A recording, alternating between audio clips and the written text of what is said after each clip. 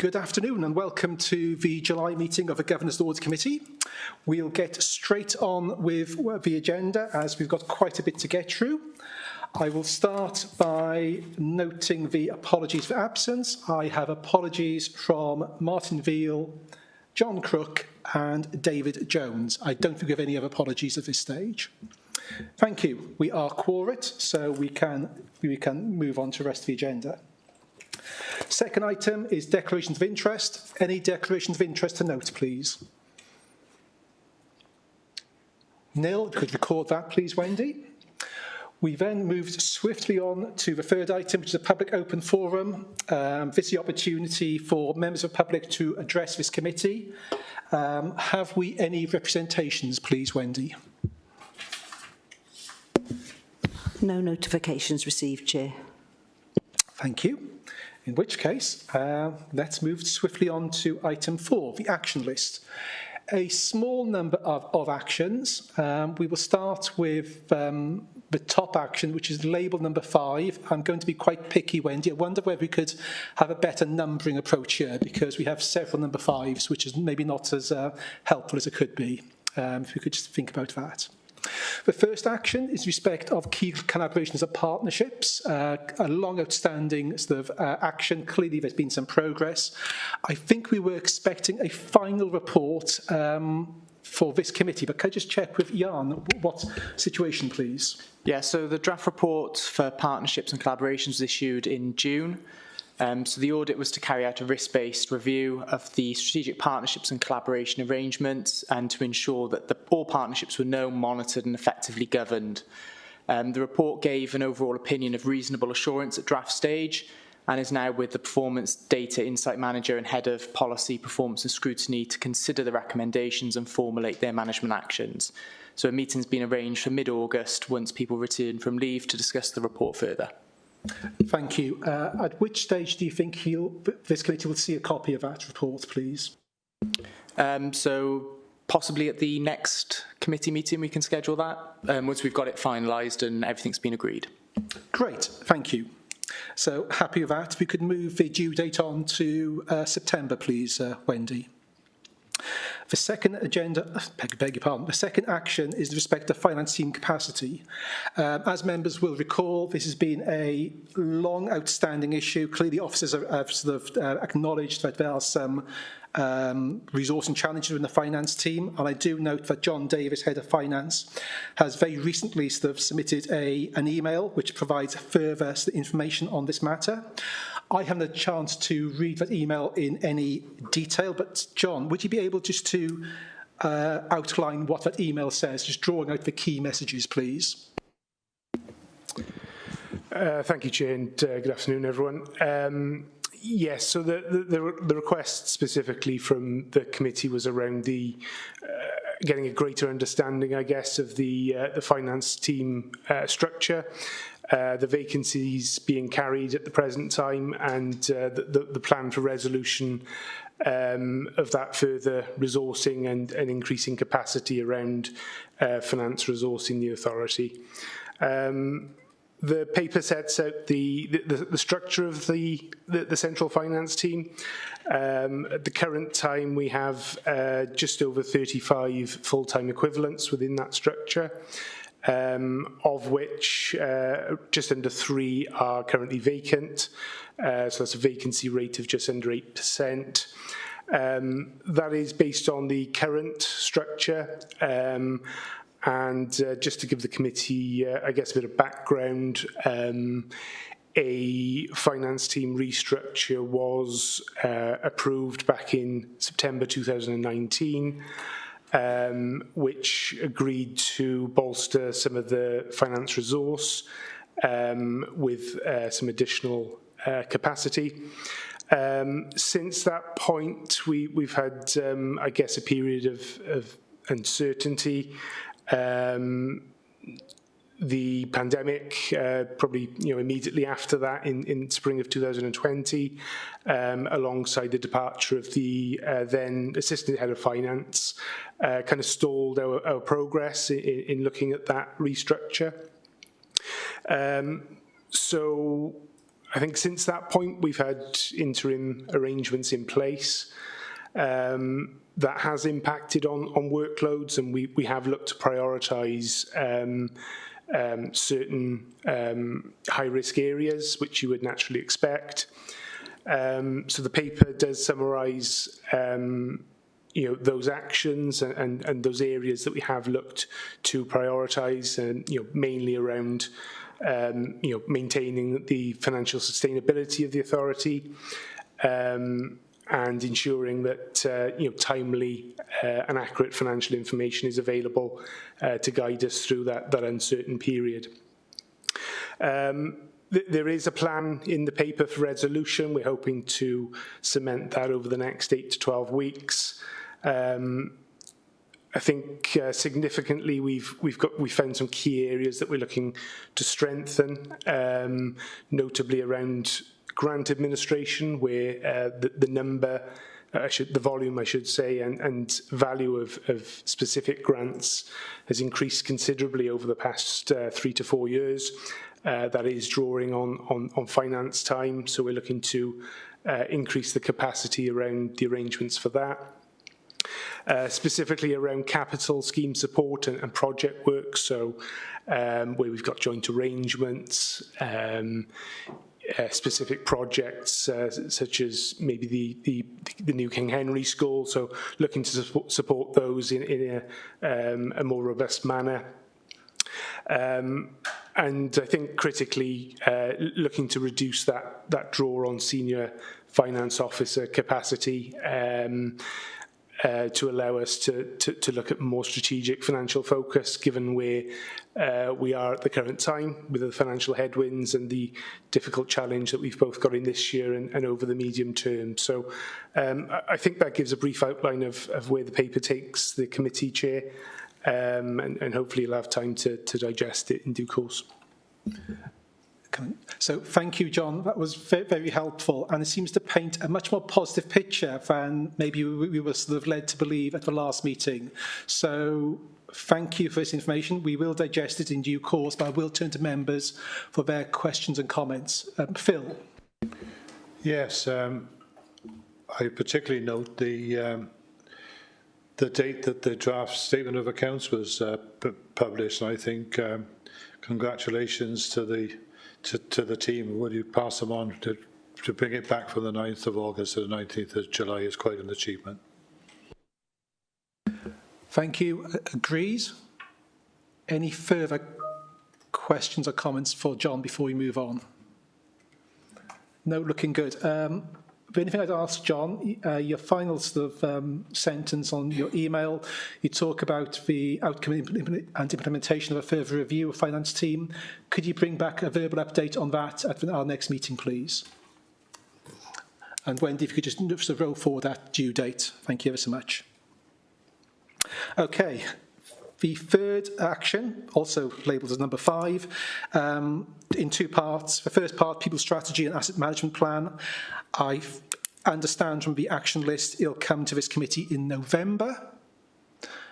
Hopefully that is officers' understanding as well. And the second part, in respect of answering a question from Tony Eason. I note the receipt of an email yesterday. Can I just check with Tony, you were satisfied with that email response? Okay, on that basis, we'll keep that action open, but in the full expectation, you will be satisfied with that response. It came through from Wendy yesterday.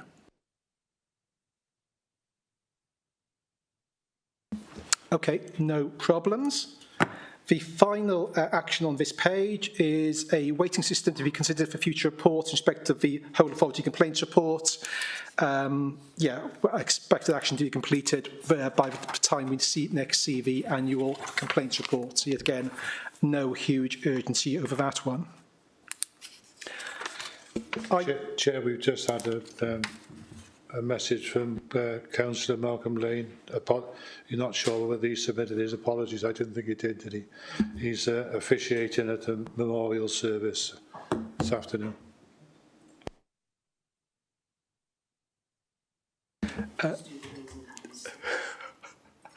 Okay, thank you. Yeah, I didn't receive Malcolm's apology. That's fine. Wendy, if you could respond to Malcolm, to say that we'll notice apologies. And Wendy's just informed me that the Speak Now function isn't working, so we will use the old-fashioned way of raising our hands or shouting out, whichever people prefer. Okay, over the page, action list review of strategic risk register. I think, if I'm correct, that's on the agenda for November, and that item's being looked after by Richard Jones. Hopefully that's all okay. Clearly, if there's any issues, please shout. Item 7 is respect of the Torvine internal audit, the SRS, and in respect of the adequacy and sufficiency of information which is presented to this committee. I did have a follow-up conversation with Jan a few weeks ago, where Jan's where Jan's took to undertake some further investigations. Have you reached the conclusion of that work yet, please? So that's still outstanding at the moment, so we'll pick that up separately. Okay, that's, please. Thank you, Chair. Peter Davis, Deputy Chief Executive, Section 1.1 Officer. I wasn't at the last meeting. I've obviously caught up subsequently and since, spoken to yourself, spoken to Jan.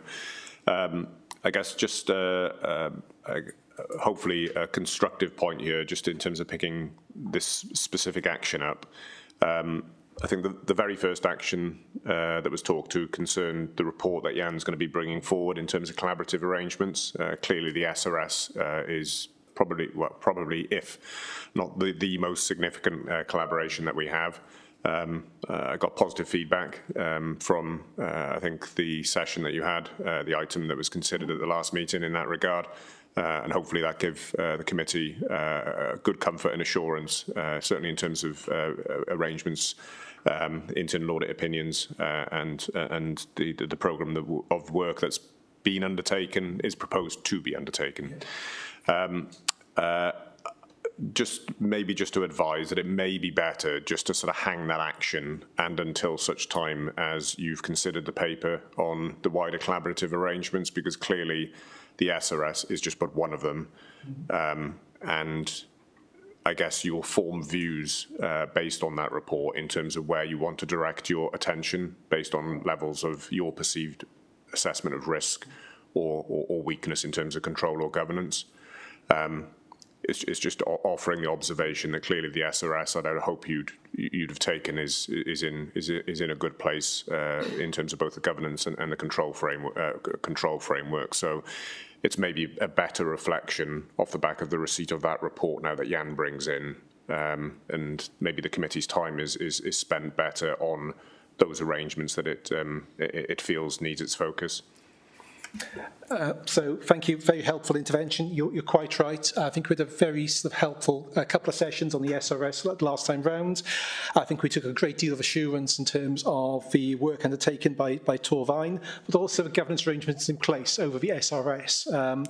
Clearly, as you say, Peter, it's a critical sort of a partnership type arrangement. We are highly sort of focused on ensuring that it continues to be well managed, well governed, but your suggestion is well received from my perspective, in that we will hold fire until we see Jan's report and take a view then as to how we should sort of focus our efforts. Okay, now on to item 8. It's in 3 parts. The actions are largely owned by Kath Evans and Sian Hayward, neither of whom are here. I'm assuming that there are no updates on parts A and B, but I will look to, I don't know who I'm looking at actually. I will look to Jan, only because he's looking at his shoes. Right, I assume you're not able to provide any update on these matters? No, I'm not. It's not down for me, so I wasn't expecting to provide an update on these ones. Which is fair comment. Peter, did you want to come in at this point?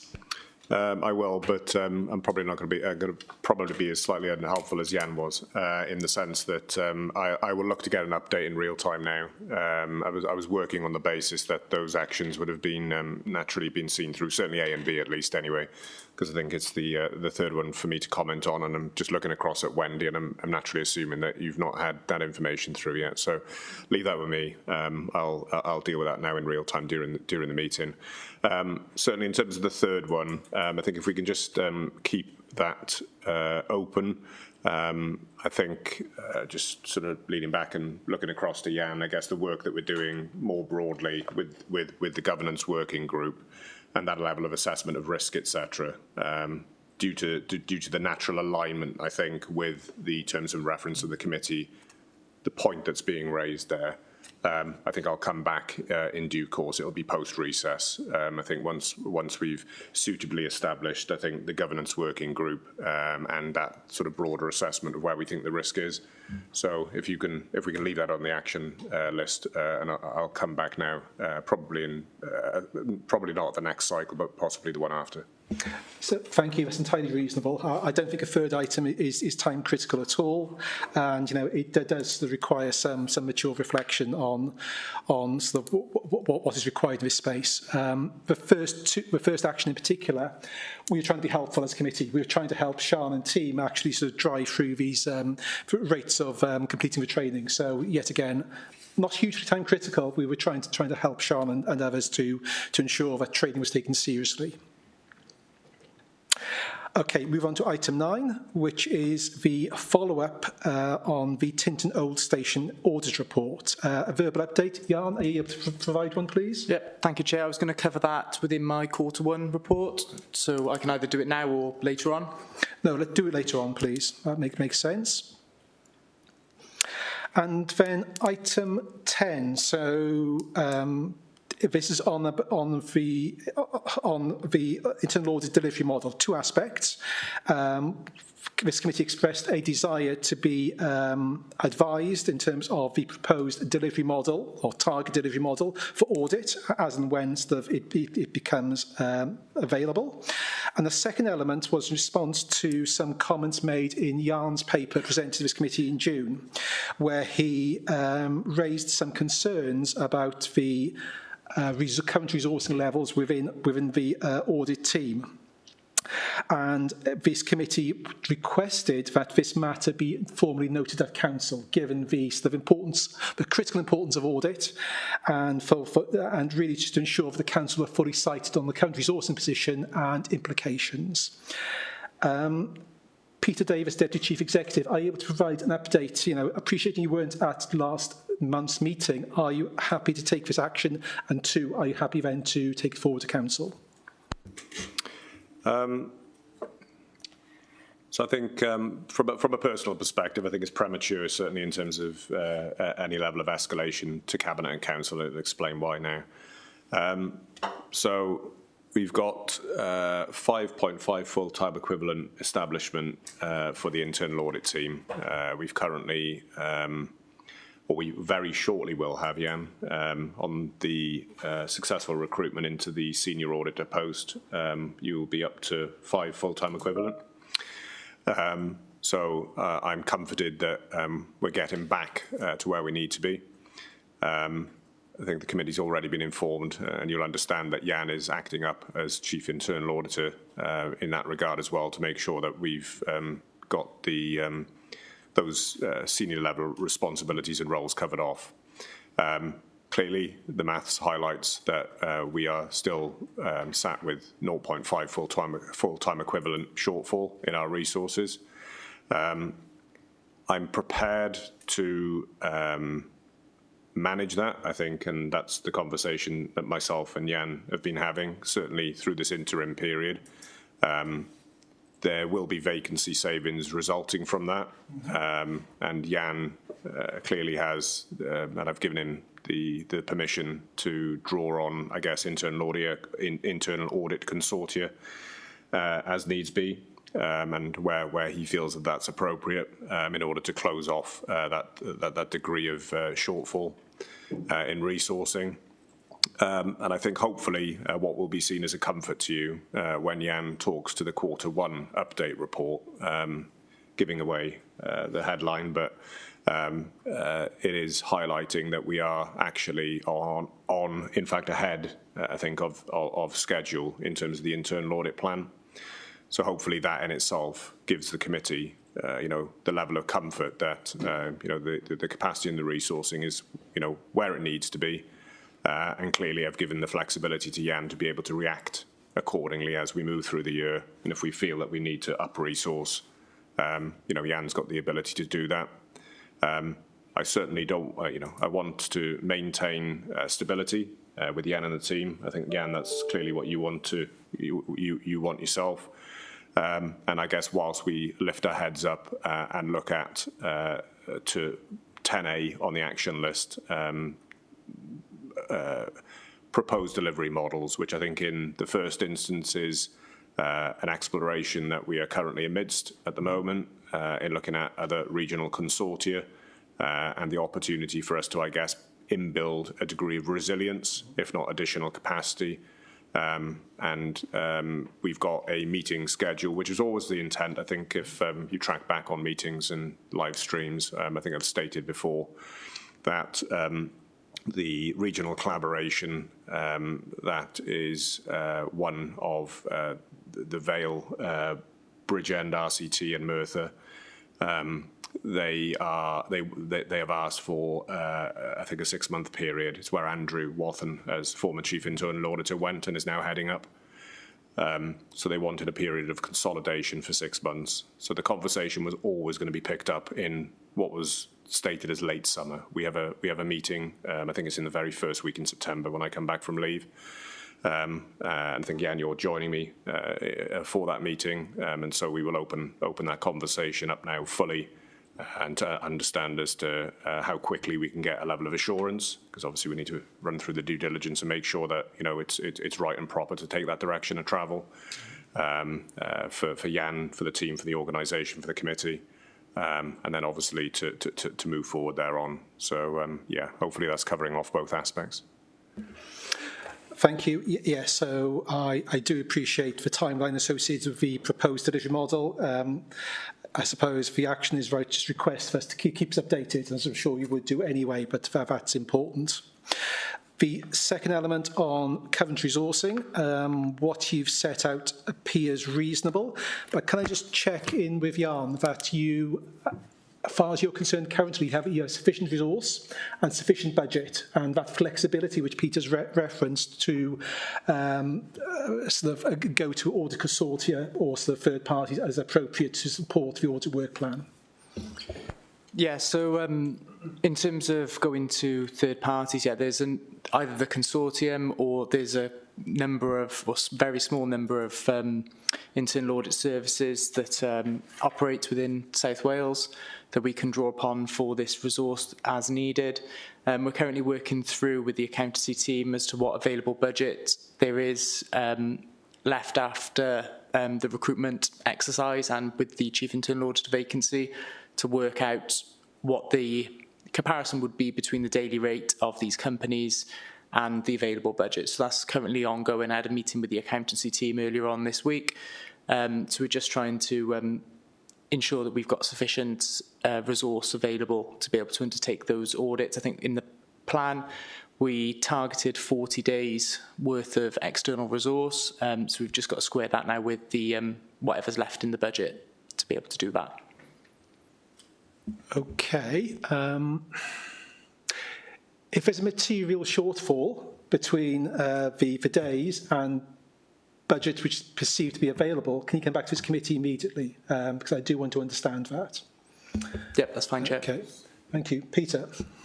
Yeah, I'll just point out, and I'm sure you understand, Chair, in a large organisation with a very significant budget, where we have to manage clearly over and underspends. There's delegations afforded, and in this circumstance, it'll be to me. So clearly that'll be a conversation I'll have with Jan, and I would hope we can clearly square the circle, so to speak. I think I would probably suggest that if the circle isn't squared, not to my satisfaction, to Jan's, then that's when Jan comes back to you. But hopefully we will get ourselves into clearly a satisfactory position, and regardless of whether I need to manage my wider budget portfolio to accommodate any shortfall, then so be it. Yeah. So, yeah, again, thank you. That was my expectation, that you would have those conversations. I think a point I was raising, that there's an inherent tension between you as essentially CFO and your head of audit, and that needs to be managed through with any sort of residual issues being flagged to this committee. It's the only point I was making. Okay, I'll look to members for any comments or questions in relation to this. Phil, please. Yeah, when I read this, I was more or less thinking along the same lines that Peter's set out. While we're looking at regional collaborations, it's not just what we do about the chief internal auditor, but it's how that impacts on the rest of the team. So my thoughts would be to leave this as an open item. So basically, I'm backing up what the officers have just said. Thank you. Any further comments, please? No? Okay, let's move on to item 5, which is the Treasury Outturn Report for 22-23. So this agenda item is going to be introduced by John Davis, Head of Finance. John, welcome. Clearly assume we've read the paper, but it would be really helpful when you introduce it that you just remind the committee what its key responsibilities are in respect of Treasury management, and then be clear in terms of the conclusions you're inviting this committee to draw as a consequence of reading this paper. So, John, over to you, please. Thank you, Chair. I guess taking your first point initially around the committee's role,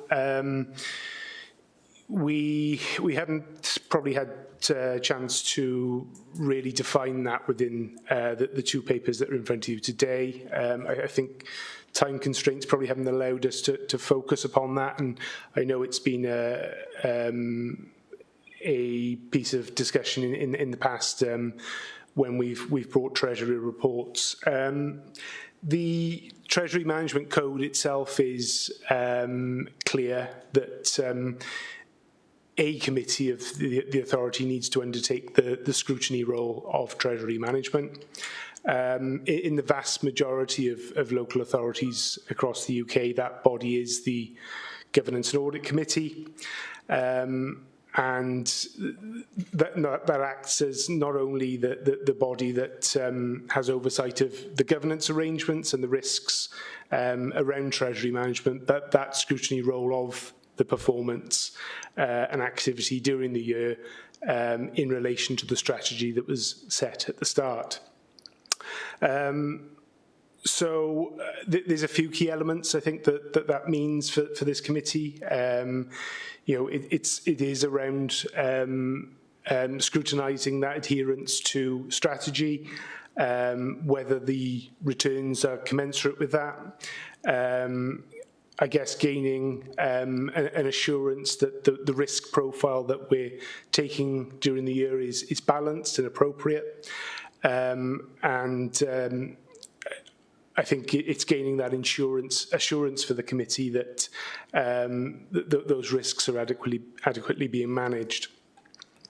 In terms of the first report today, which is the Outturn report for 2022-23, I think firstly, just thanks to Dan Francis on the central finance team. He's spent a great deal of time bringing this together alongside a Q1 report and delivering on all those other priorities that probably I spoke a little bit to at the start of the meeting. I think, as I said, the time constraint probably hasn't allowed us to take on board some of that feedback we've had from the committee over recent times. The report, I guess, is still quite technical in nature, and I think there is, a specific piece of work there for me to take away and look to how we bring this in a more succinct manner that's perhaps more user-friendly and tells a story around the activity during the period, whether that's taking the technical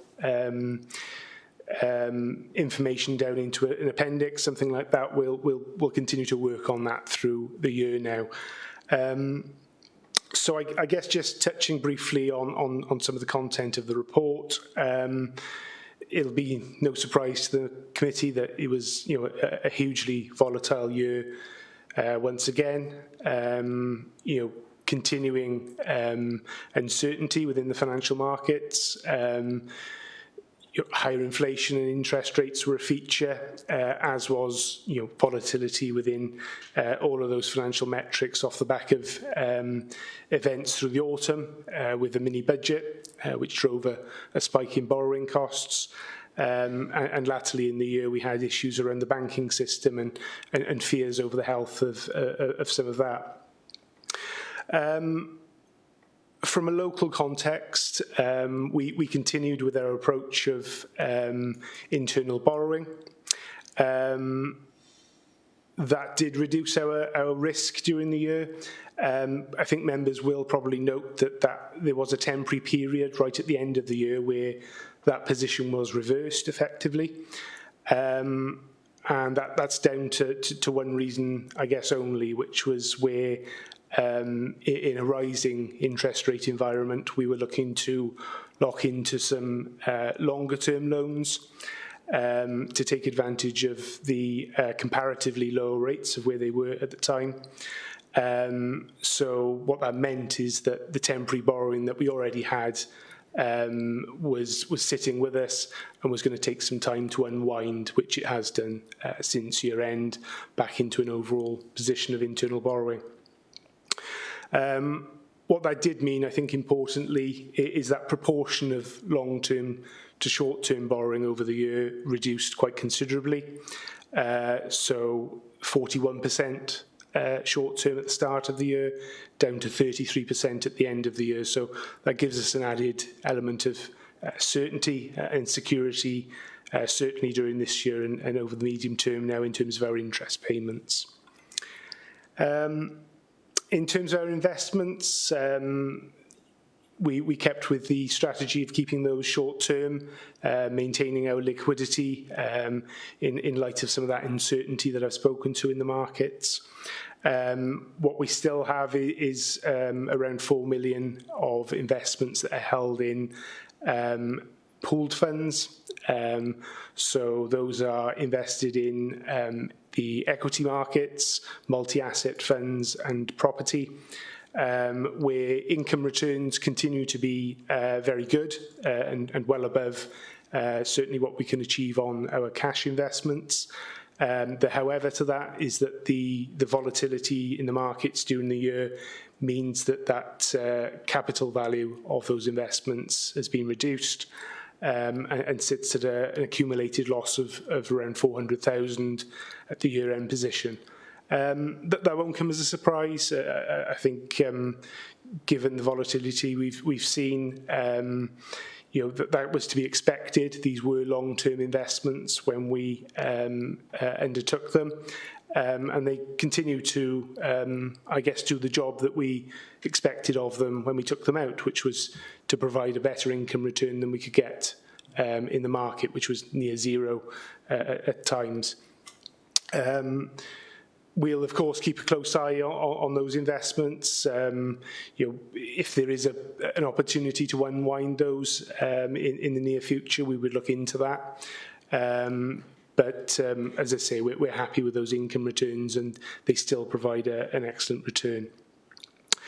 So I think just briefly, Chair, to surmise, in terms of our overall performance against budget, we achieved a saving of 157,000 against our Treasury budget. So, given that's a net budget of just under £4 million, that's, I guess, pleasing in both senses, that there was a slight surplus, but also that, that budgetary process was fairly accurate, given the sums involved.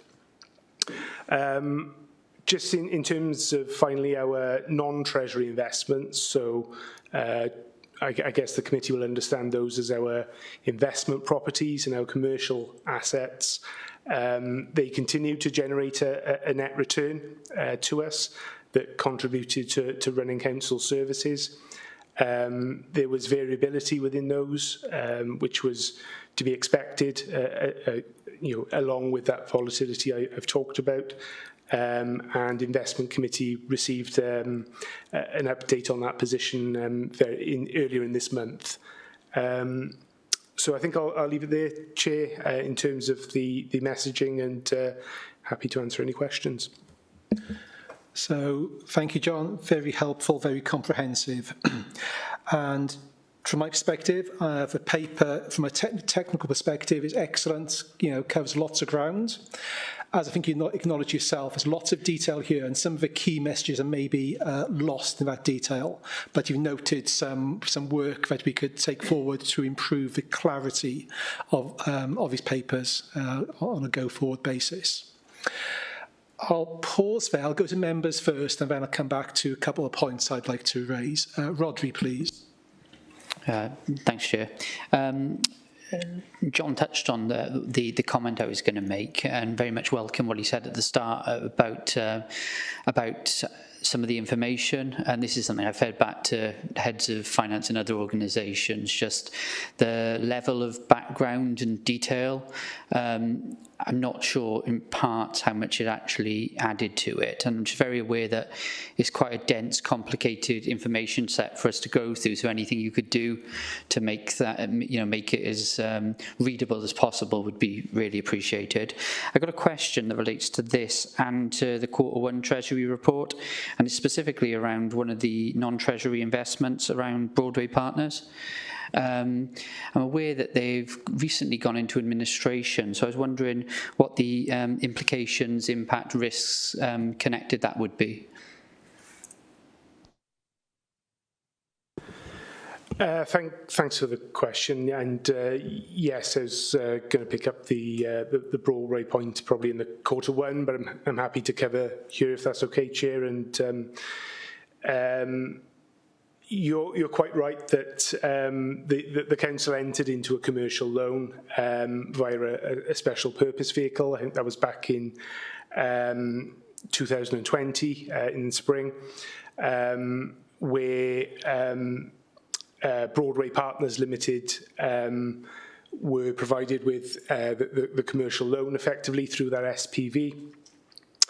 And drew down 2 tranche payments totalling £1.15 million.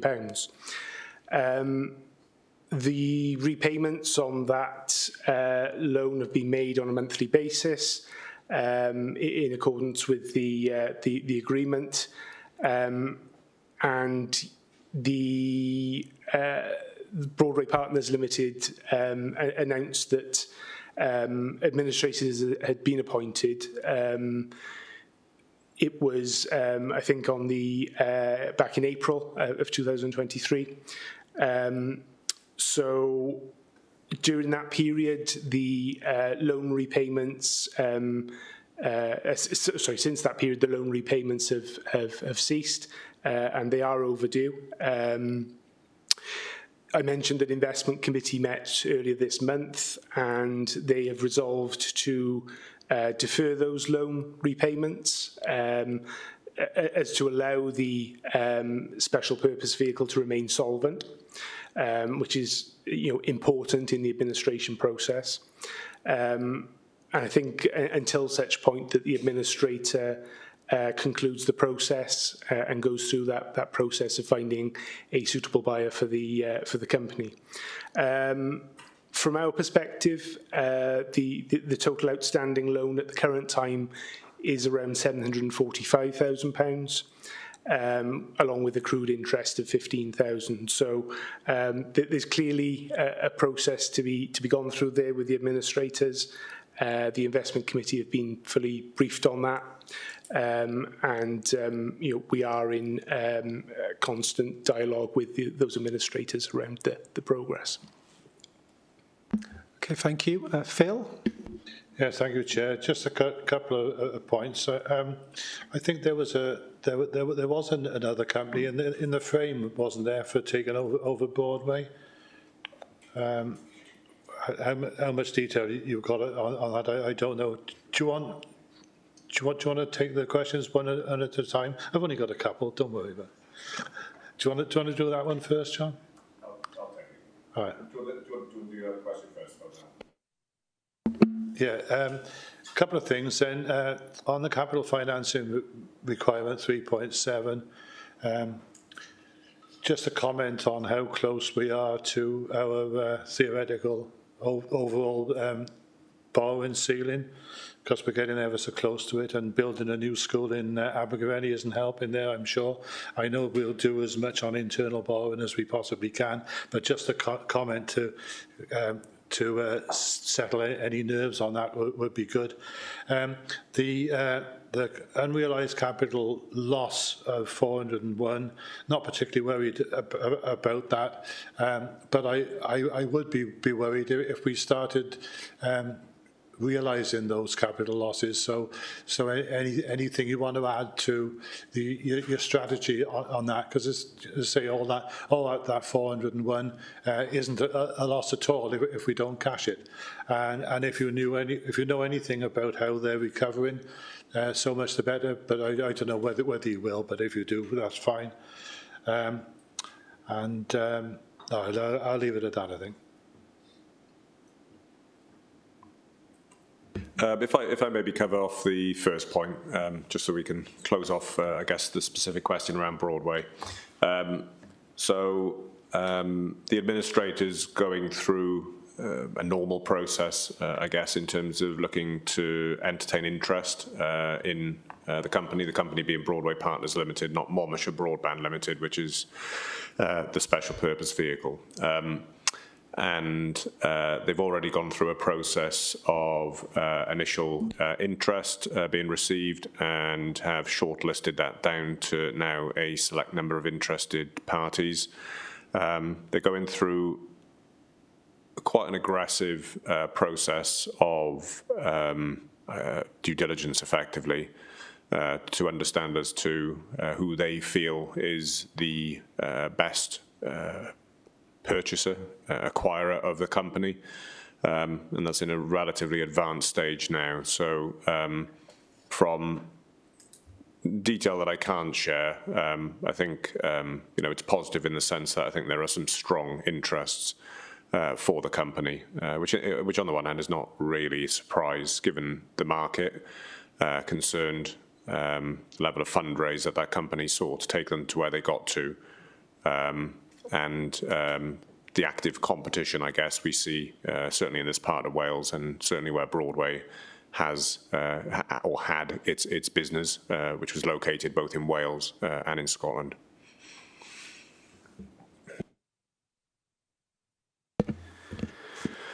Thank you, Chair.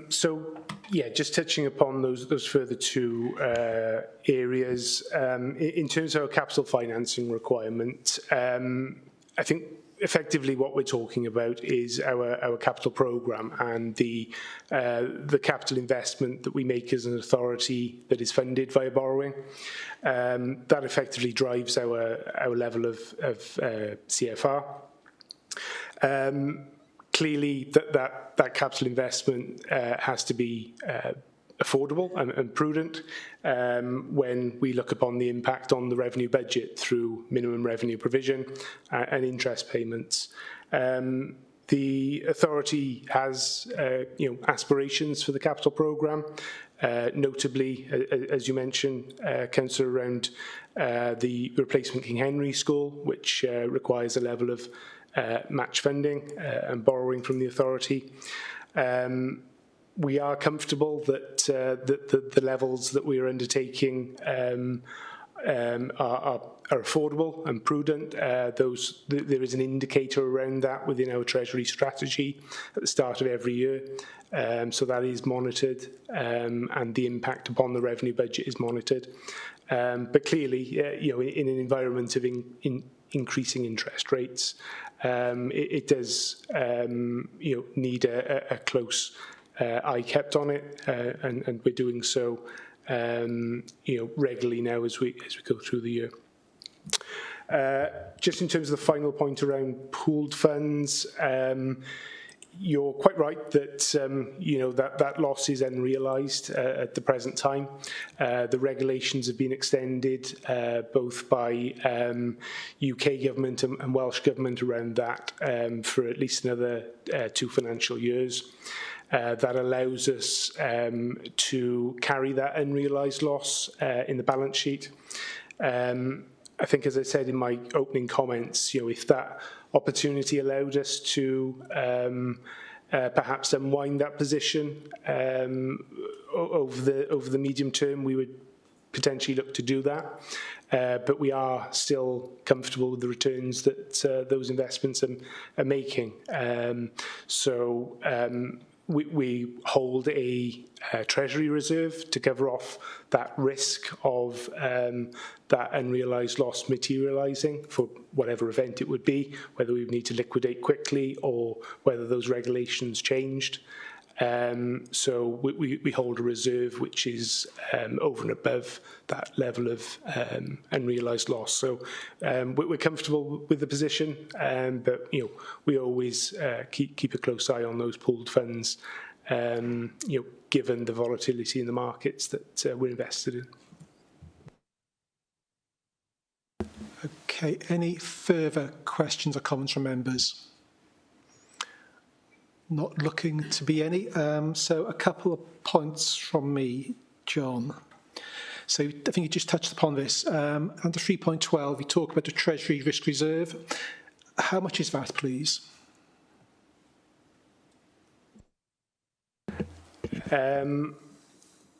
It is in the region of 600,000, I would say. I'll have to come back if we need a more accurate figure, but yeah, we've obviously set aside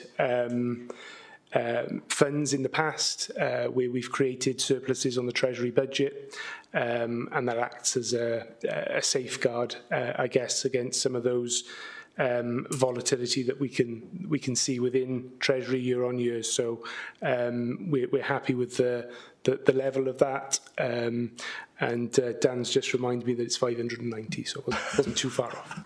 That's a great guess, John. Well done. Okay, I just wanted a sense of scale. That's all. A few other points of detail. Under 314, you talk about assets generated return of 545k. What's that percentage, please? Yet again, you can come back at a later point during the meeting if you don't have those figures to hand. Then move to quickly to 5.18, the advice received from our advisors, where they recommend a maximum duration limit for unsecured deposits within banking institutions to be 35 days. I did find that quite surprising, unduly risk averse. I'm not sure how you can respond to that, or indeed, whether there's a suitable response, but I just note that it being unduly risk averse and not aligned to certainly the commercial clients I work with. So something to bear in mind, I suppose, as we move forward. But look to you, John. Do you want to respond, or please?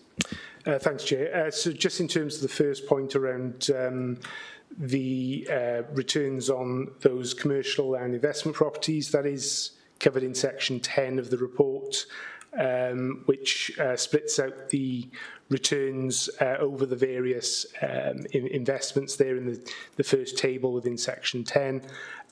So I think, as I said at the outset, there are variable returns within that, with positive returns being seen from our solar farm, Newport Leisure Park, and until the point of administration, the commercial loan with Broadway Partners.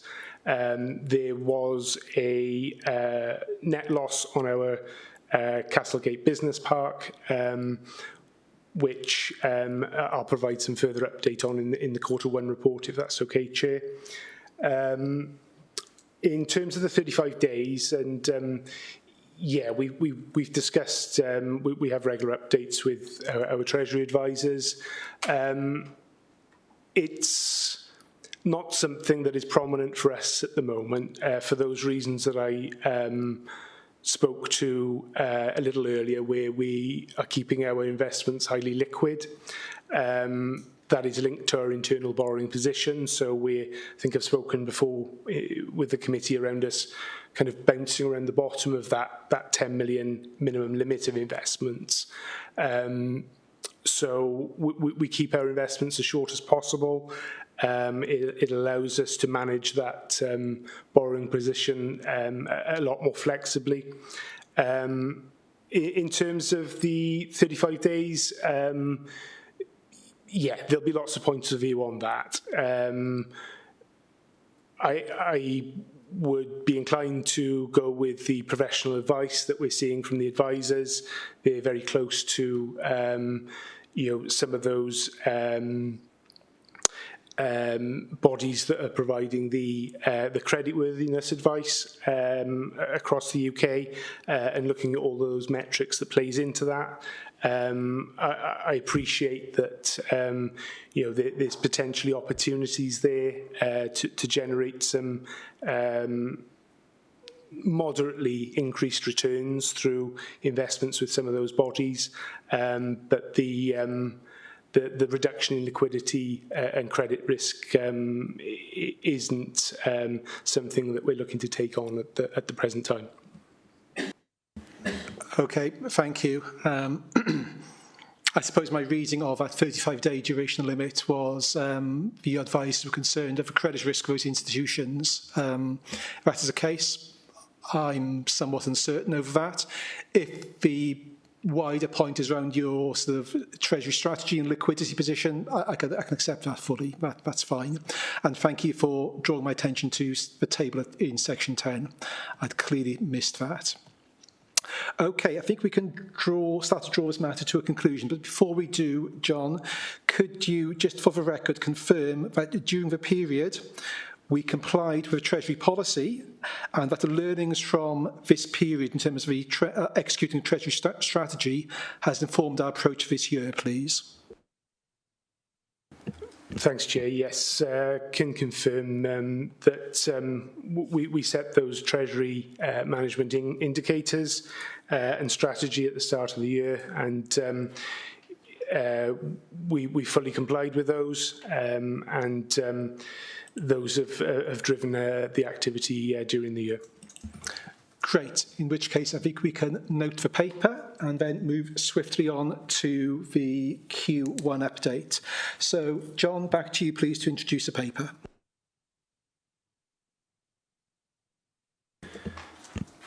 Thank you, Chair. Members will note that we haven't brought a Q1 report before now on Treasury activity. It is a new requirement of the Treasury Management Code for this year. It was voluntary for last year, but we didn't undertake that. So this is the first report under that requirement, and I think it probably comes at a good time to the committee, in so much that it gives us opportunity to take on the feedback that some of which you've already given today around the content, the usability of some of the information provided. I think clearly we're looking for this to be a concise and timely paper, given that it's going to come every quarter. So there will be some change to the layout as we move through the year. In general, I think the first 3 months of the year we've continued to see volatility in the financial markets. Inflation is proving a significant challenge for the MPC to tackle. And all of those indicators around that, GDP growth remains weak, the housing market is stalled, and consumer demand is weak, but labour demand as well is remaining strong. So there's lots of financial headwinds playing into that and impacting on our local activity. Interest rates have risen over the period, and obviously with us being a net borrower from the market, that has impacted on our interest payments. So, as I said, bank rate has risen to 5% during the quarter that we're talking about. Correspondingly, those gilt yields have faced upward pressure, and we've seen increases in our borrowing rates. At the present time, we're forecasting that our interest payable for the year will be around £450,000 more than we've budgeted for, and that'll be offset by 200,000 of additional interest receivable. We're keeping a close eye on that. It's early in the year for that forecast to take place, especially in such a volatile market. But I think all signs are pointing for some pressure around our Treasury budget this year. So I think, as I touched upon in the outturn report, in this rising interest rate environment, we have looked to provide some certainty around our borrowing costs. And to that end, during the first 3 months, we've arranged 25 million of forward starting loans. So the interest rates on those now are fixed at a rate which is significantly below what today's rates are, which is going to benefit us. Details of those are contained within the report.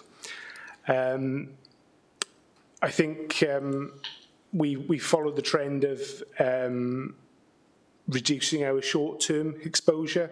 So I think that was 33% at the end of the year, and that's further reduced below 30% over the first 3 months.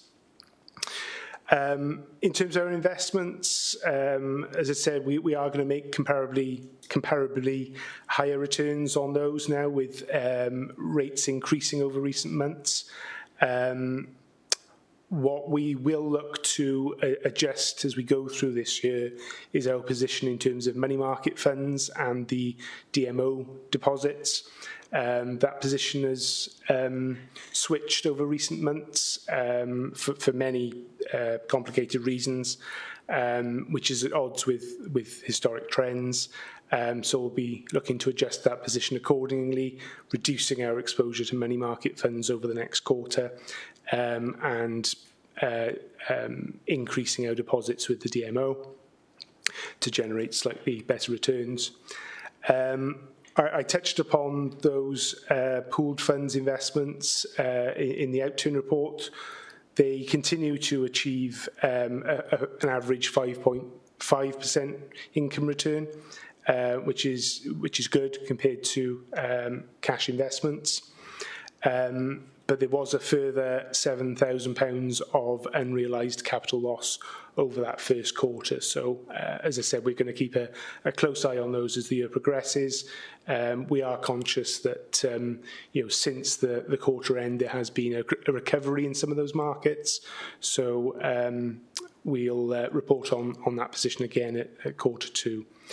I think just to finish off, Chair, there were a couple of areas within the report which we were awaiting information for at the time of drafting the report, and those were marked as forthcoming in the paper that you've got in front of you.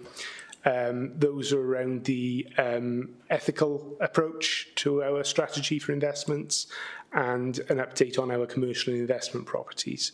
So if I take those in turn, in terms of our environmental, social and governance strategy, you will remember that Council resolved to progress a ESG strategy, and we have, I guess, looked to develop that strategy as part of the first quarter, and building upon some of that intention that we made in the Treasury strategy that was set at the start of the year. We've identified 3 charters that organisations can voluntarily sign up for in meeting the ESG responsibility. And we are continuing to monitor the investments that we have against those charters.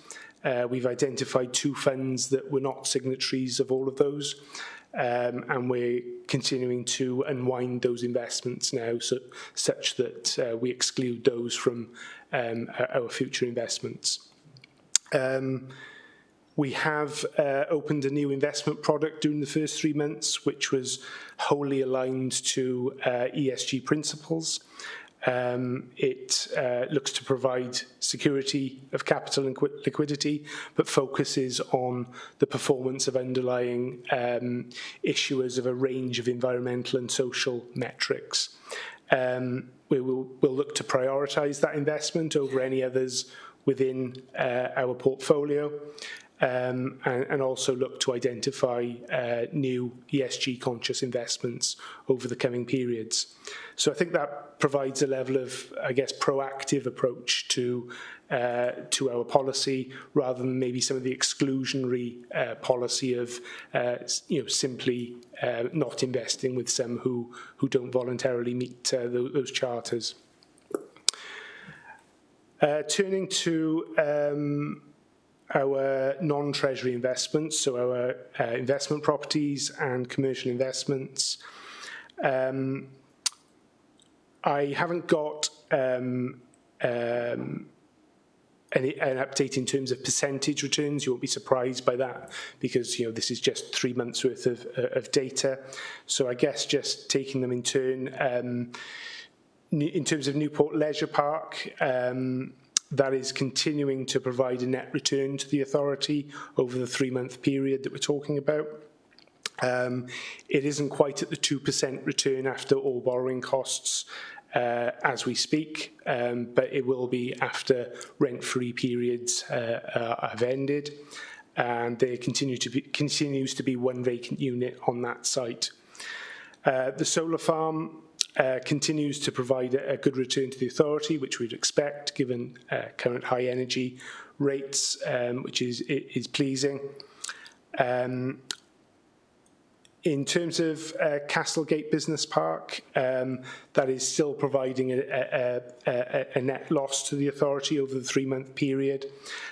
We are in negotiations with interested parties about the vacant space on that site. We are at a position where we are significantly improved on the position that was left following the anchor tenant leaving that space in spring 2022. But we are currently at around a 24% void at that unit. And if negotiations that we're currently entertaining materialise, we'll be moving towards 15% and a positive return on our investment. So progress being made, I would suggest, is the update at this stage. And then just finally, I think I've covered off the situation with Broadway Partners and the commercial loan. So I'll leave it there, Chair, in terms of the update. So, John, firstly, thank you. Very comprehensive. Lots of information there for us to digest. I can see questions starting to come in. Start with Phil, please. Yeah, thank you, Chair. Just a couple on there. Is there any more news on the leisure park with regards to Cineworld? And because they're in administration, aren't they? And I can't remember, has the rent-free agreement come to an end now on the new anchor tenant for Castlegate?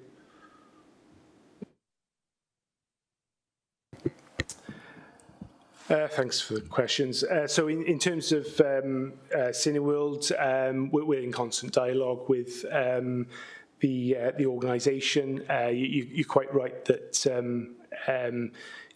as has been highlighted in the press, there's been an administration both in the US back in 2022 and this year in the UK.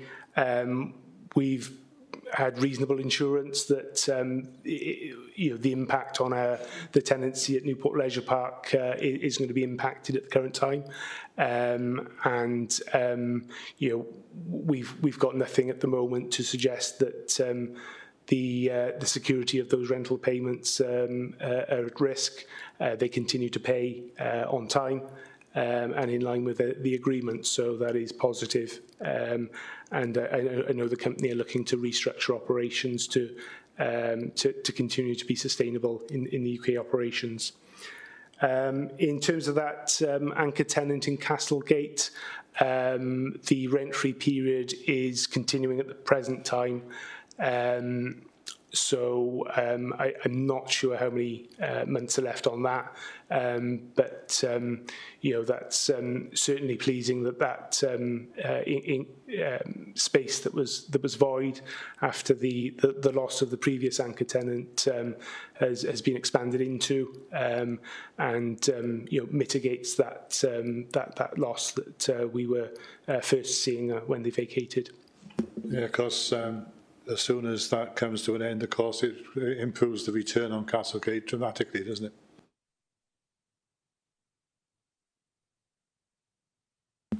Thank you. Any other questions or comments at this stage, please? Okay, well, I've got a couple. I suppose starting with an obvious comment, I was just interested in terms of the material change in net investment position over the 2-year period, from £48 million down to a forecast £15 million, which John's alluded to. I did find that really interesting, and certainly in terms of what our investment strategy is on a go-forward position. Some minor questions just for clarification, really. Under 6.8, you talk about for low-bow loans. That's so I suppose what a question for me: who are the counterparties here, John, for these type of loans? Are they essentially the banks? Thanks, Chair. So yes, they are banks. So we took these lender option, borrow option loans out in the early 2000s. At a rate that was competitive at the time. I think clearly in a rising interest rate environment, there's an opportunity for those banks to exercise their option on that loan. We've been in discussion with our Treasury advisors about the potential for that, and we're looking at options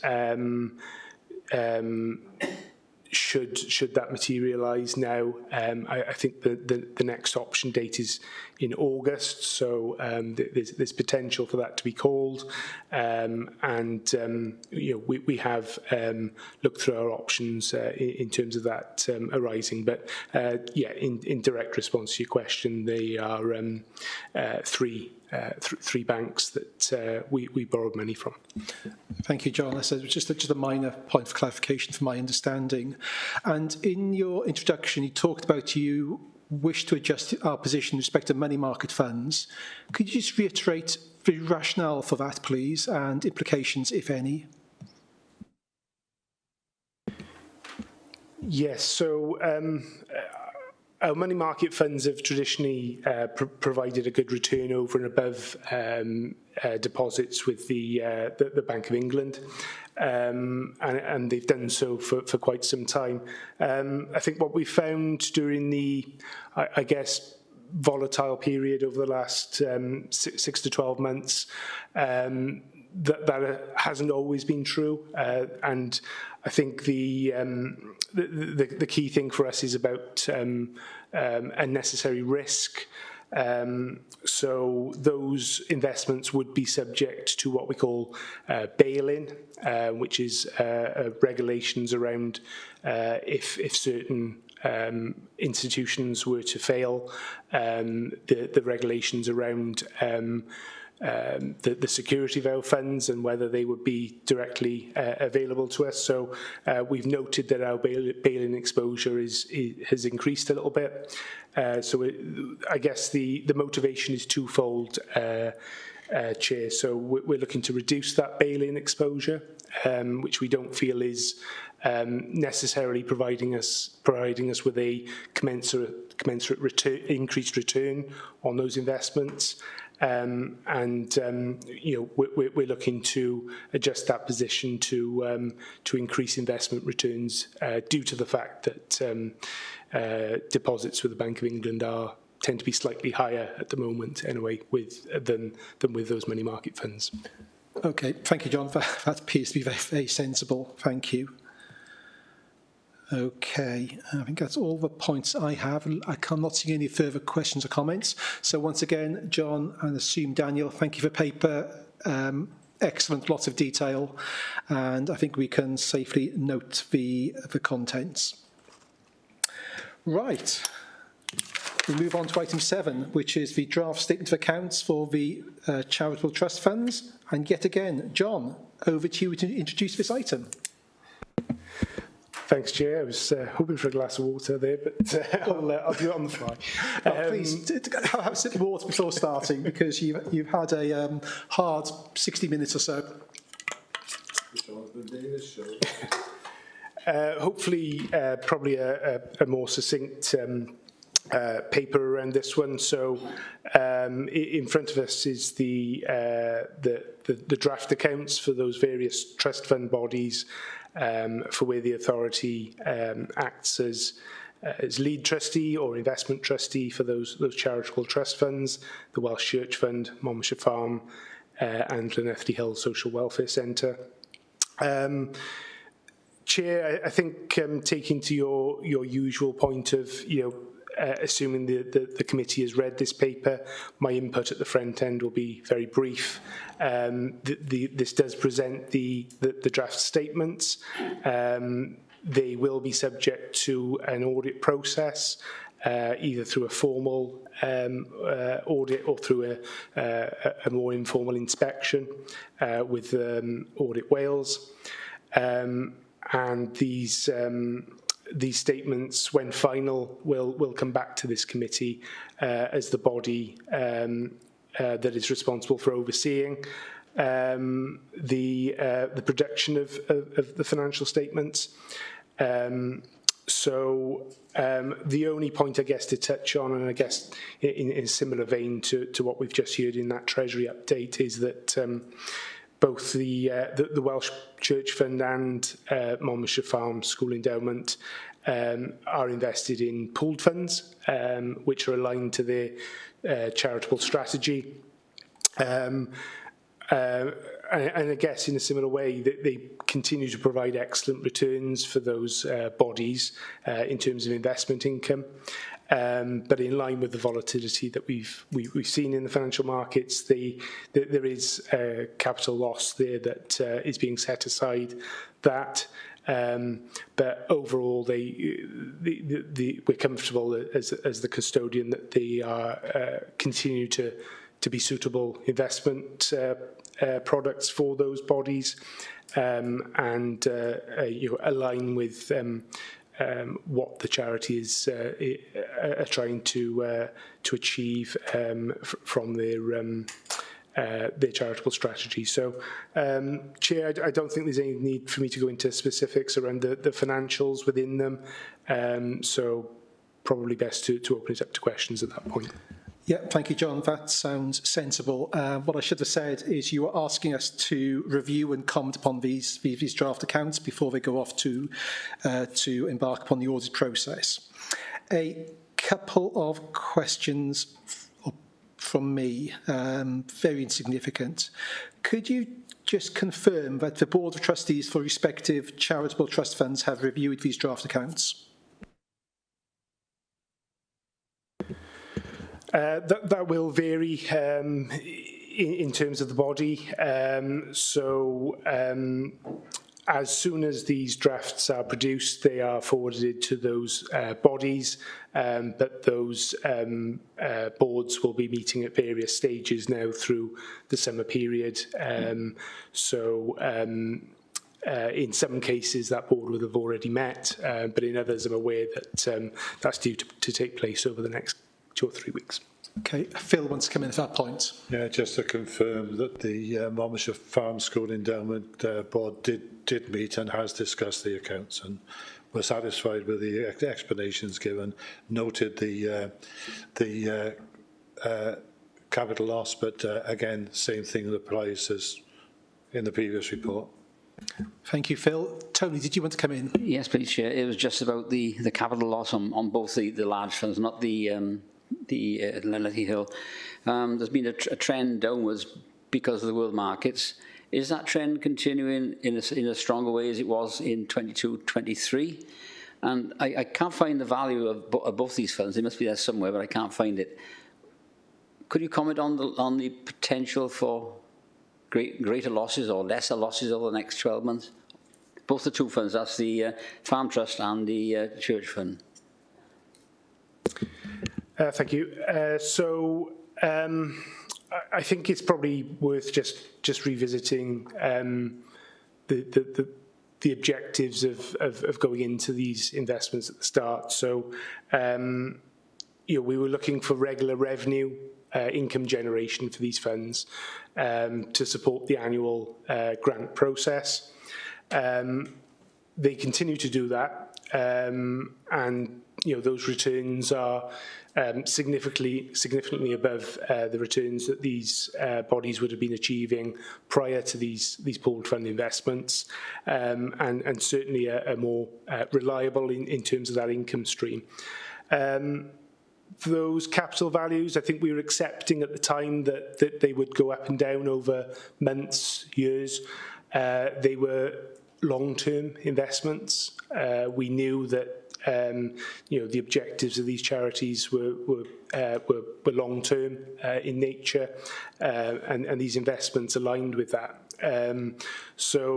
We shouldn't be surprised where the markets are currently sitting that we have seen capital losses.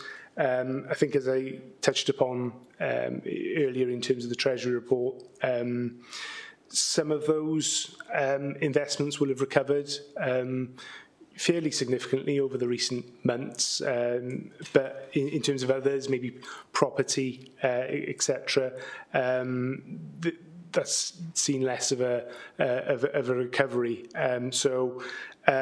We'll continue to keep a close eye on that return, but we're happy that the income generation that it's producing is allowing those bodies to support their objectives.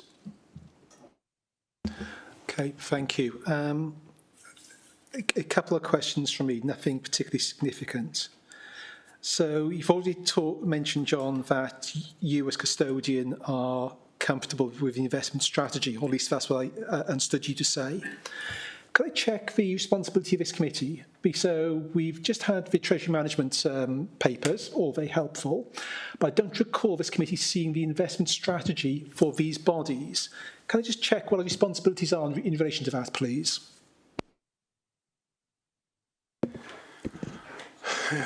Testing my memory, I think, Chair. I'm pretty sure that the strategies would have come to this committee in February, along with the Monmouthshire Council strategy. It was a combined document, I believe.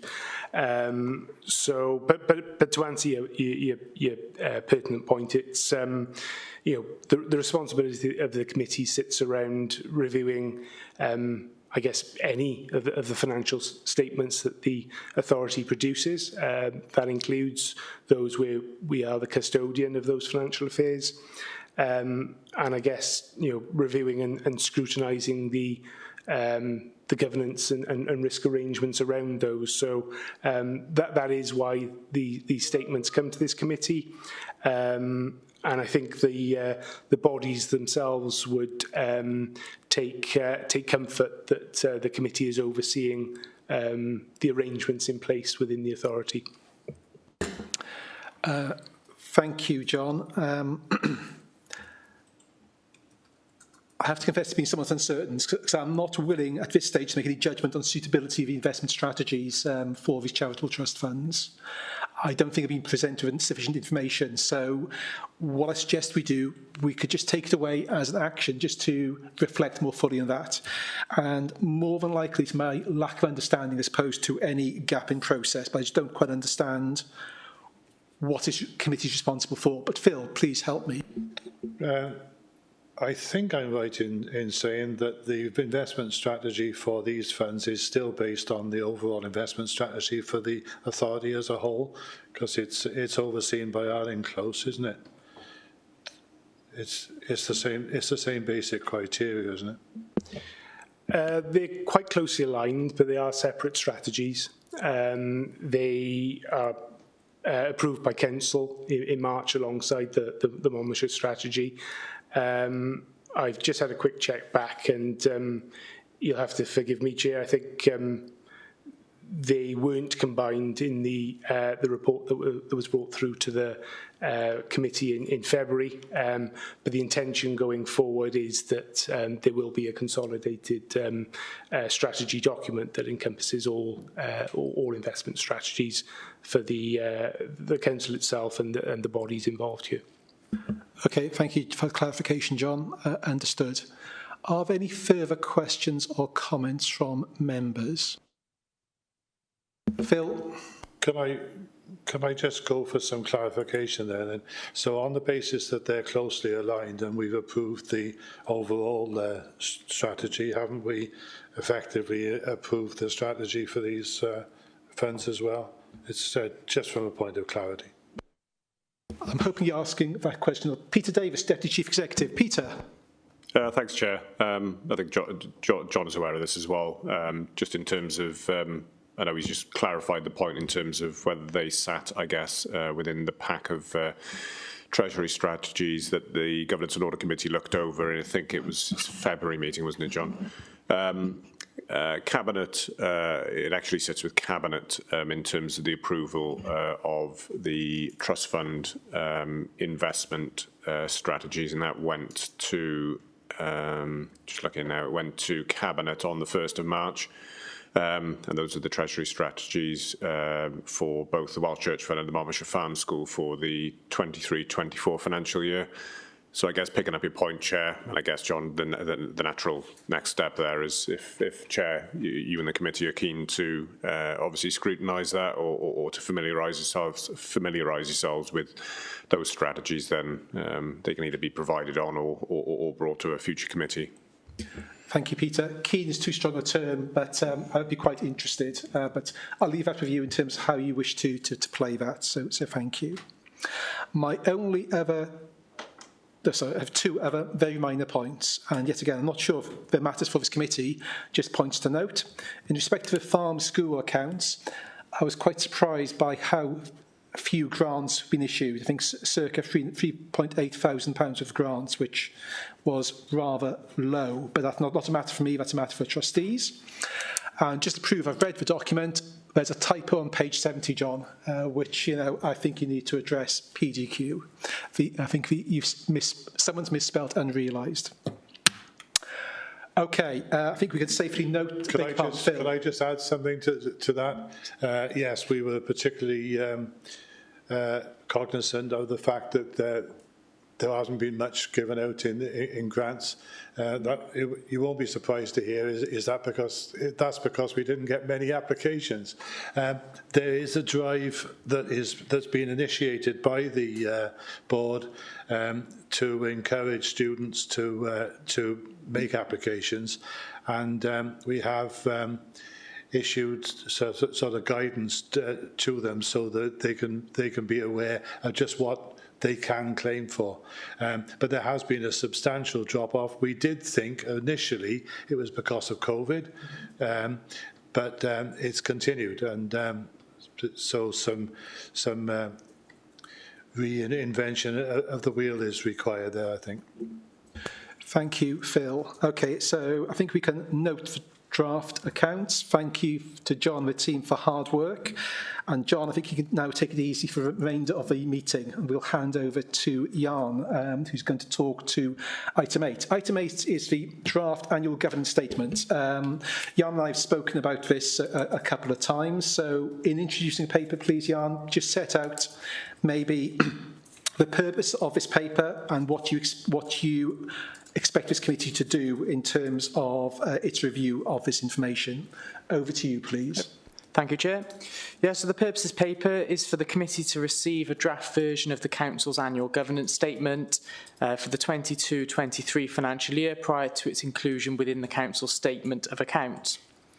So firstly, corporate governance is about doing the right thing at the right time for the right people in an open and transparent way. The Council does have a code of corporate governance which is included within the pack as Appendix 2 to this report. This was presented to the Council's former Audit Committee in June 22 and approved by Cabinet in September 21. And you'll see in the action plan within the annual governance statement that we have given a commitment that that will be updated during the course of this year. The annual government statement itself demonstrates that Monmouthshire County Council has appropriate governance arrangements in place to meet these governance principles as mentioned in the Code of Corporate Governance, and that a review has been undertaken to assess the effectiveness of those arrangements. The statement does also recognise that there are areas for improvement, and these can be seen within the action plan on page 115 of the agenda pack, and this action plan is quite comprehensive and covers a number of different areas. So we can confirm that the governance framework has been in place at the Council for the year ending 31st of March 2023 and up to the date of approval of the Statement of Accounts when that happens. So it's worth noting that I have helped to write the annual governance statement, but I came into post after the end of the 22-23 financial year of which the statement reflects. So I facilitated the statement and I've used the support of senior and chief officers along with input of the newly formed governance group. What this does do is give the statement of an additional level of independence and independence review and oversight in completion of the statement and the overall review of the effectiveness. The content of the annual governance statement has been challenged both by chief officers and through the governance group, along with the assessments of effectiveness that we have given for each particular area. So I don't intend to go through the entirety of the statement itself, but just to reassure the committee that the Council does have responsibility for conducting at least annually a review of the effectiveness of the governance framework. The review of effectiveness is informed by the work of the senior leadership team within the authority, which has a responsibility for the development and maintenance of the governance environment. The Chief Internal Auditor's annual report is included within this pack as considered by the last Governance and Audit Committee, and also comments made by external auditors and other agencies and inspectorates. So overall, we deem that the governance arrangements are regarded as fit for purpose across the authority for the year.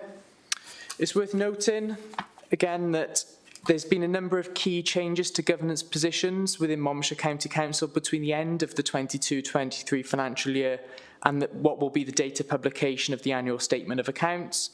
So those being that the Chief Internal Auditor left the authority in April 23, and the duties of that position are being fulfilled by myself, who is suitably qualified to undertake that role. And also the Chief Officer for People and Governance left the Council last week. A recruitment process has been undertaken and a new Chief Officer as a redesignated post for Chief Officer of Law and Governance was also appointed last week and will be joining the authority during the course of the year. So overall, you can see through the content that we've reviewed each of the specific governance areas. There's an action plan at the end of the report which contains 16 different areas where we've given a commitment to improve the arrangements within the authority over the course of the year. And obviously we'll continually review the governance arrangements to ensure they're effective and appropriate. So happy to answer any questions. Okay, thank you. Let me come back initially. So what I should have said at the beginning, but I'll say now, I thought the way this paper set out was excellent. It was a step change over previous versions. There was a real clarity in terms of how the assessments were arrived at. And just to go back to what I understood you to say, you have facilitated this process. This is not your view of governance as Chief Internal Auditor. You are merely facilitating a process. And this is management's view of the governance arrangements in place at that time. Have I understood that correctly, Jan? Yes, you have. Great. And when we talk about management in this context, it's a senior leadership team, which I'm assuming comprises of chief officers. Is that correct? Yes, that is correct. Excellent, thank you. Right, okay, I have a few points of detail, but I will pause there. I'll go to members first. So I'll start with Tony, please. Yeah, thank you, Chair. There's a lot of, work lined out here for the new law and law and governance officer. When does the law and governance officer take a post? And is this schedule you've got a realistic schedule on that basis? Right, so I believe that the new law and governance officer has a 3-month notice period to serve, so the current start date is being negotiated currently. Yeah. Obviously, the annual governance statement was completed with input from the previous post holder who gave the commitments. As mentioned, we do have this new governance working group.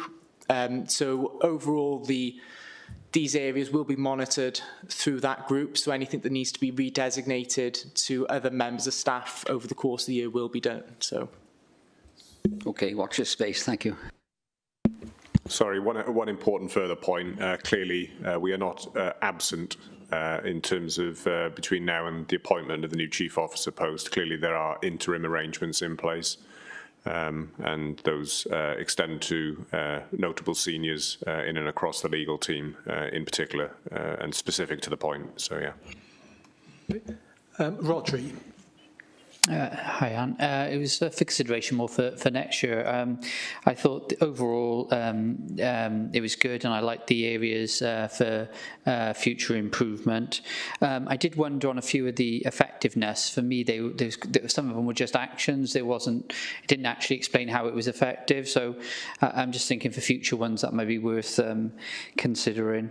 And also, quite a few of them have got multiple points being made, and the one I'm looking at now has got 8 points, and it's only got 2 effectiveness examples. So I do wonder if it kind of makes sense to marry them up a little bit more, to make them a bit more equal. Yep, thank you, Rodri. Yeah, that's something that we'll pick up for next year. Okay, just on a point of process.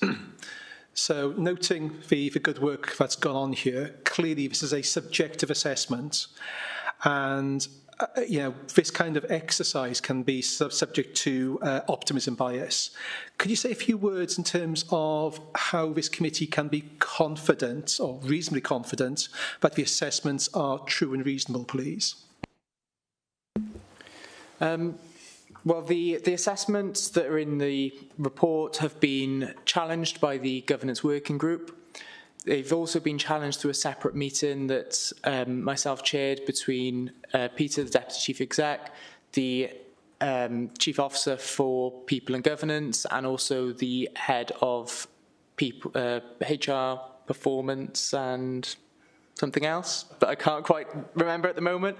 So in a separate meeting, we did challenge each other on the areas of effectiveness, and they did change quite considerably following that meeting. So they have been considered, definitely.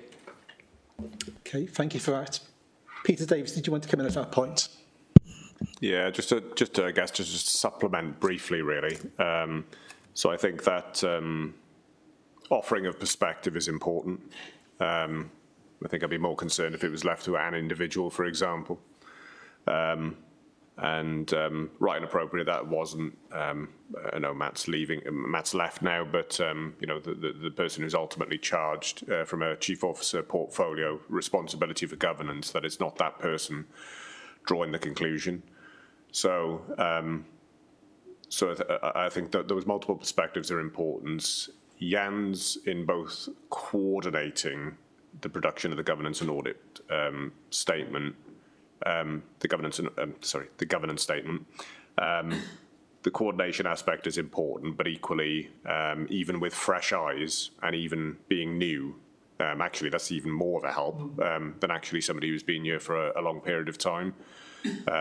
Because rightly, Jan is and was looking to validate that obviously the information contained therein is both accurate, but also can be actually supported by way of, you know, confirmation of evidence or otherwise documents to confirm as such. But I think the point that Rodri made is an important one. I think ultimately that's where the governance working group sort of comes in to assure itself as a further mechanism to drive ongoing improvement, I guess, in the governance arrangements, and making sure that, you know, you can have a policy in place, but as to whether that policy is effective and it's being practiced across the organisation, they are two entirely different things. So I think, that's where some of the focus probably needs to strengthen itself and to give the added assurance and comfort, not just to the governance working group, but equally to the governance and audit committee as well. Thank you. Helpful. We'll now go to Peter Strong. Peter, please. Yeah, thank you, Chair. On the action plan, point 15, to produce a new socially responsible procurement strategy, I note that the date for that is June 2023. We've clearly overshot that. Are we aware if there's any progress on that, and what happens with that date now? Do we reschedule it, or how does that work?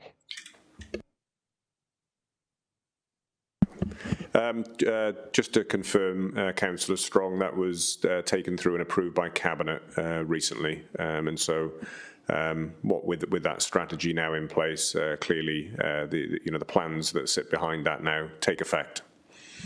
Oh, okay, thank you. And Phil, did you want to come in? I was going to, Chair, but Peter's just effectively answered the question that I was going to ask, so I won't ask it again. Okay.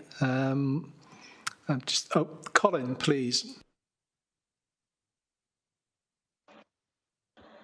Can you hear me okay? Yep. Great. Yeah, at page 94, we talk about the Governance and Audit Committee being able to identify potential misconduct, and there's sufficient measures in place for this, or checks in place for this. We haven't had any reported misconduct over the period of the current constitution of the committee, and I was wondering whether it would be worth putting in place a test process for this, where we there's plenty of examples of misconduct in other councils. Just to take us through that process, that would provide me with assurance that we were effective in that regard. Any response? Yeah, so yeah, we'll consider that. In terms of internal audit from last year, we didn't have any special investigations. There wasn't anything to report into audit committee from the internal audit point of view. But we can take that forward and have a chat with our colleagues in HR to see if there's anything that they want to input within this and report back to committee. Okay, thank you. And yeah, sorry, yeah, I was just going to say, because I know that last year we were concerned about some of the processes that where members of the public were making complaints, or the complaints process. There was some concerns around that we might be missing some information or some complaints that we ought to be pursuing. So it was around those issues that perhaps there were complaints that we weren't receiving. okay, thank you. And on that page, just a couple of really minor points. So you talk about all exemptions of a contract procedure rules report through to the Governance Audit Committee. That may not be a case, but I don't recall seeing any. So yet again, to close that loop, I do wonder if you're going to include this information, we should receive nil reports, which just think about the practicalities of that maybe. And there's several examples, spread rotor documents, where you talk about us having the opportunity to review procurement process. That's not necessarily my view of my view of what's happened over the last 12 months, but other members may disagree. So just tightening up the words. I'm very happy to work with you offline to tweak that wording.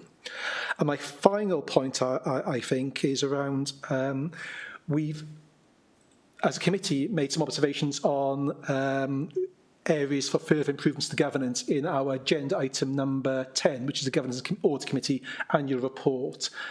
I would suggest you have a read of that, please, Jan, and maybe just weave in 1 or 2 points from that report into a revised version of this AGS.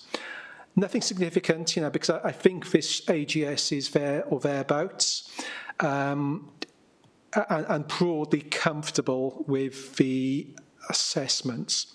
But I'll pause there. If we look at the overall scores, noting the points I made about process and inherent limitations of a sort of self-assessment process, I'll just quickly check that elected members are comfortable with the overall assessment here, given that they have a very detailed knowledge of the authority and the effectiveness of governance from their perspective. I'll just pause a minute.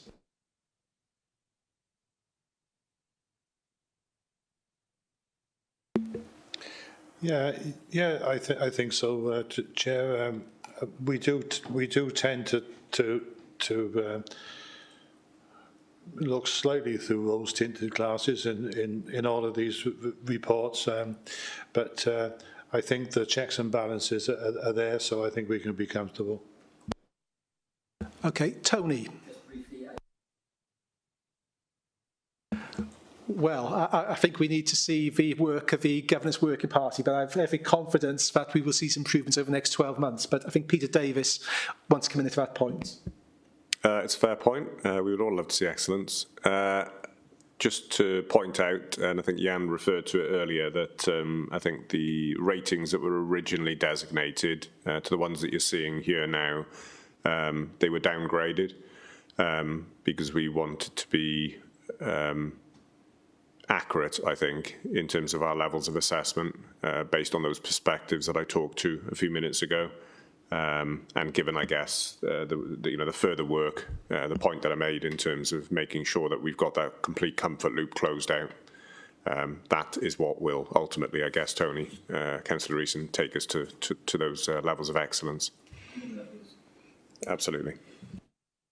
Good, thank you. So, subject to making a few tweaks to the detail of the AGS, I think we can note the document. And then the second point I'd like to make is I do note the action plan shown on page 115, 116 of the pack. I'd like that to be brought back to this committee in due course, please, or at least periodically, so we can understand what actions have been taken ahead of the submission of the next year's AGS. But thank you, good work to all involved, much appreciated. Okay, I think we can move on now to item 9, which is the Internal Audit Quarterly Progress Report. Back to you, Jan. Thank you, Chair. So this report is the Q1 progress report for the internal audit team over the first 3 months of the current financial year, and will give you the outcome of audit reviews and opinions that we have issued as a team until the 30th of June 23. So as we've already mentioned, so over the course of the first quarter of the financial year, so the previous Chief Internal Auditor left the authority and I commenced employment as the audit manager, fulfilling that acting head of internal audit role, while we give consideration to the long-term vision and possible wider collaboration of the service. So that arrangement will likely to continue for the whole financial year.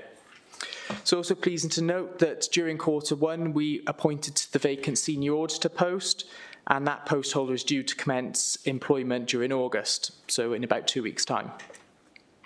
In terms of audit opinions that we have issued, so we've issued 4 audits where they have a draft opinion by the end of Q1.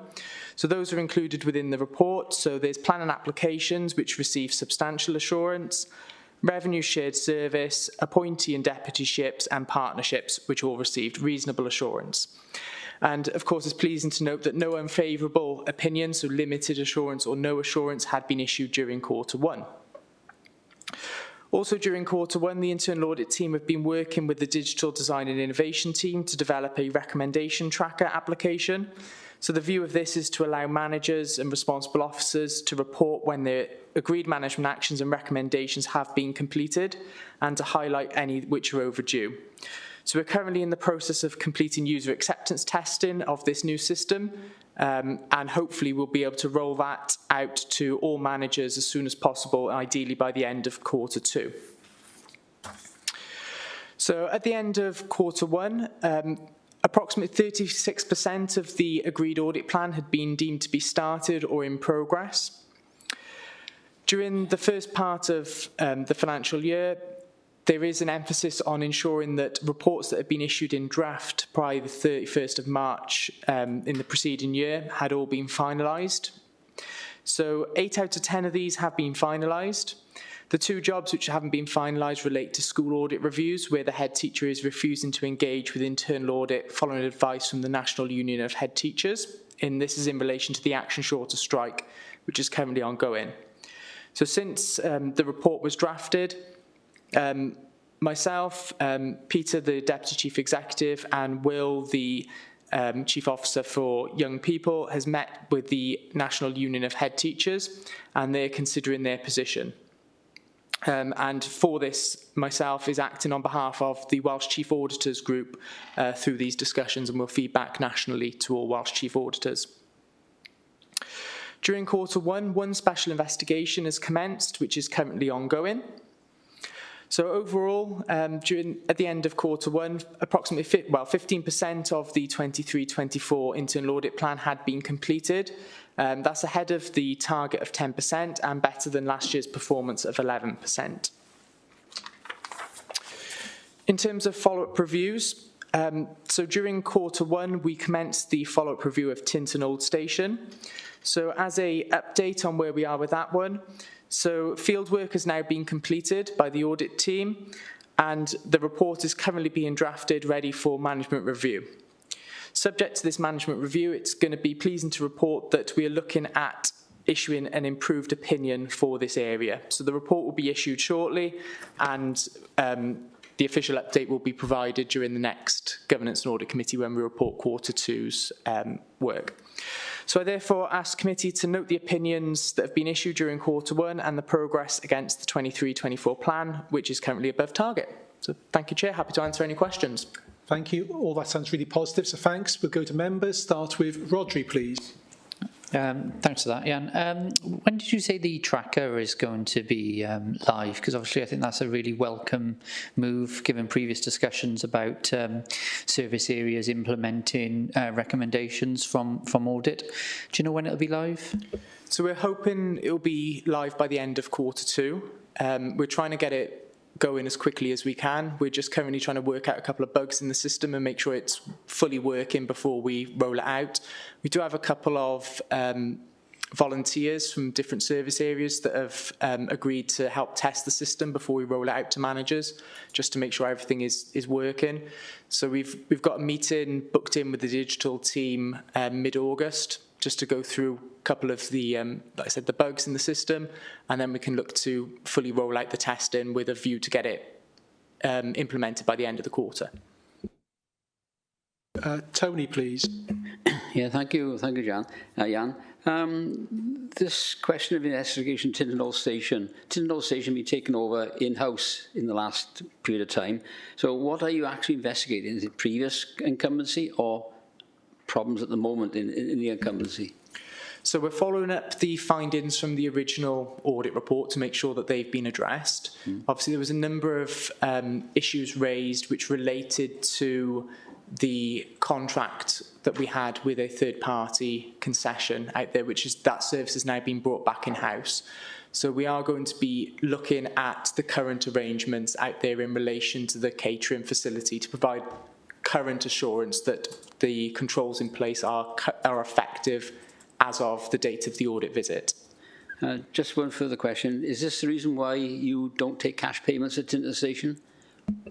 I'm not aware that we don't take cash payments, but I can investigate that and see why that is. I've had complaints about that they only take cards and elderly people take cash. But okay, thank you. That's fine. I can take that back and have a chat with the auditor after this meeting. Thank you. Any further questions or comments? No. Okay, thank you. So I think we can note that paper. Good progress. Keep up the good work. Okay, let's move on to item 10. Item 10 is this committee's annual report for the last year, year 22-23, which, subject to members' approval, will go forward to council. I should note my thanks to members who've contributed to earlier drafts of this. I'm hoping members are content with the overall tone and content of the report. But if you have any further feedback, please, this is the opportunity to provide that to me. I'll pause there for a moment.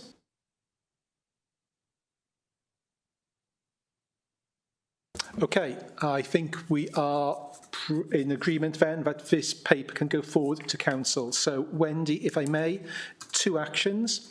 Could you schedule this to go to council at an appropriate point? And then secondly, in respect of the remarks under section 5, where we talk about members want to undertake a self-assessment exercise to review the effectiveness of this committee, could you try to schedule a time in the autumn for us all to get together to complete that exercise? Thank you.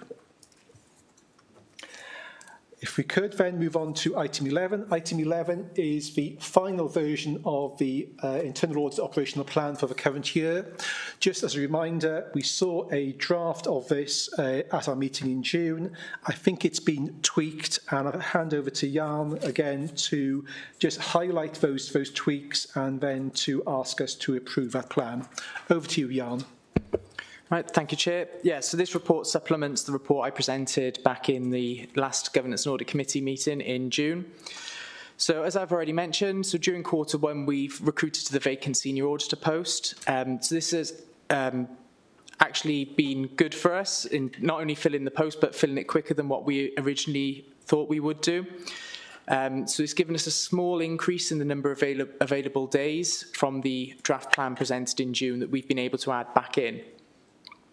So therefore, the total audit resource for the financial year now amounts to 754 days, which has been allocated across all the service areas on a risk basis, and includes 70 days for special investigations and any unplanned work. This 754 days also includes 40 days, which is an estimated for audit jobs where we plan to buy in an external resource to support the team. As we mentioned earlier during the meeting, so if it's deemed necessary and ahead of any decision over future delivery models, additional resources will be considered as needed to supplement the team's resources and to ensure sufficient progress is maintained in delivering the plan for the year. So in developing the final audit plan, discussions have been held with chief officers, heads of service, along with the direct department management teams to help inform the plan. And also the comments made by the Governance and Audit Committee in the June 23 meeting were also considered. So the 23-24 internal audit operational plan is attached as Appendix 2 to the report. So that gives 44 audit opinion jobs and 24 non-opinion jobs within the plan. So just to highlight the main changes between the draft plan presented in the June meeting and this final version, are the 26 additional chargeable days following the earlier than anticipated start date of the new senior auditor. We've removed the audit of registration services, which was planned for 15 days. This was at management request due to the team receiving notification of a forthcoming external audit by the General Registrar's Office. So this was removed to prevent any potential of duplication of work. Additional jobs have been added for internal audit external quality assessment, which is required to be completed during the financial year under the public sector internal audit standards. We've also added in a review of the passenger transport unit systems. So this is in relation to the CTX system and the pupil tracker system. We've added in a review of using control risk self-assessments of our leisure centres. And also additional time has been allocated to the audit review of Chepstow School, which is currently underway.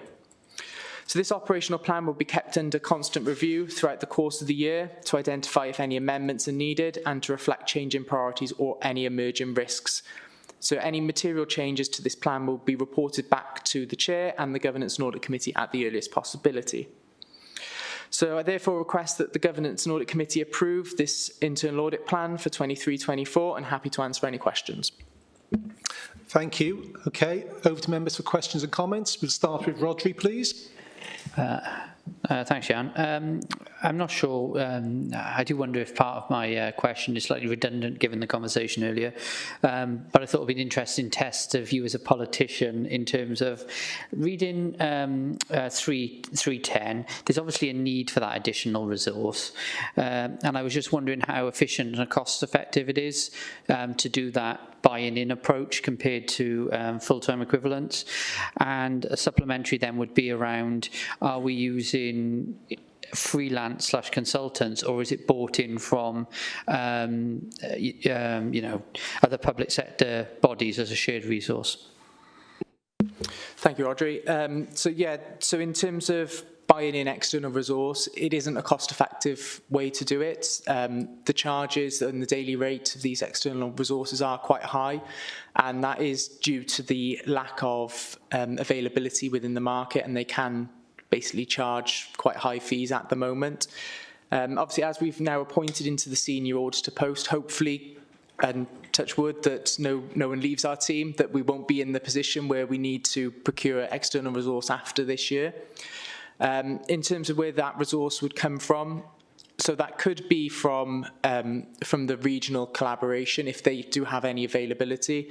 There are 2 internal audit companies that operate within in South Wales area which we can use. The issue with them is availability. So although we might have available budget to be able to procure those resources, it's down to their availability and tying in as well for those however many days we procure from them. So it's trying to square off both the budget side of things and the available resource. Thank you. Tony? Yeah, thank you again. Jan, I know I can understand some of the potential high risks like insurances and ALN. I don't embarrass Wendy here, but why do you consider that democratic service is high risk?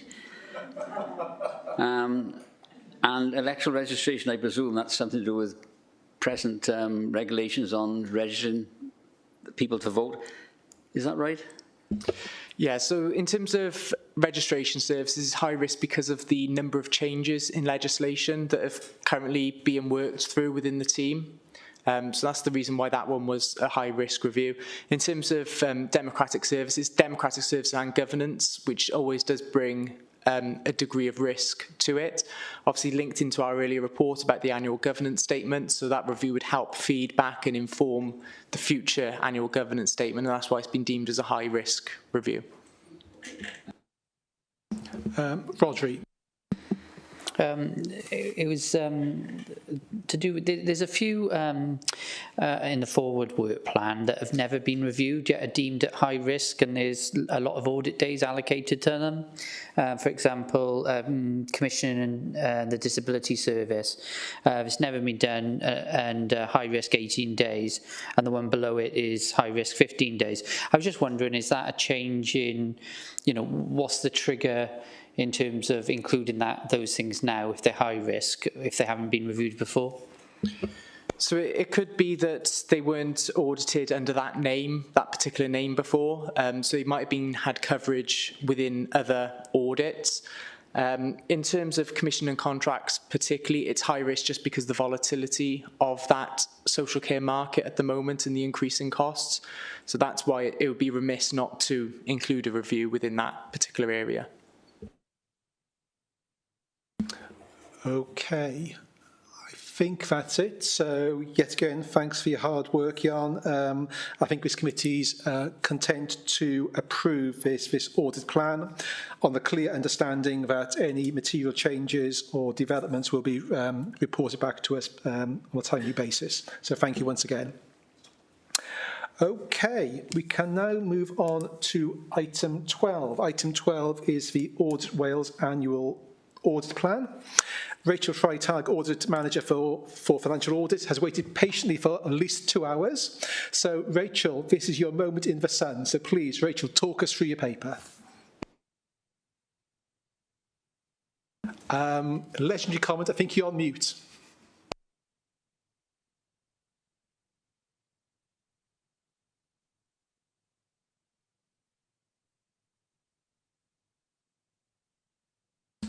No, we're still struggling.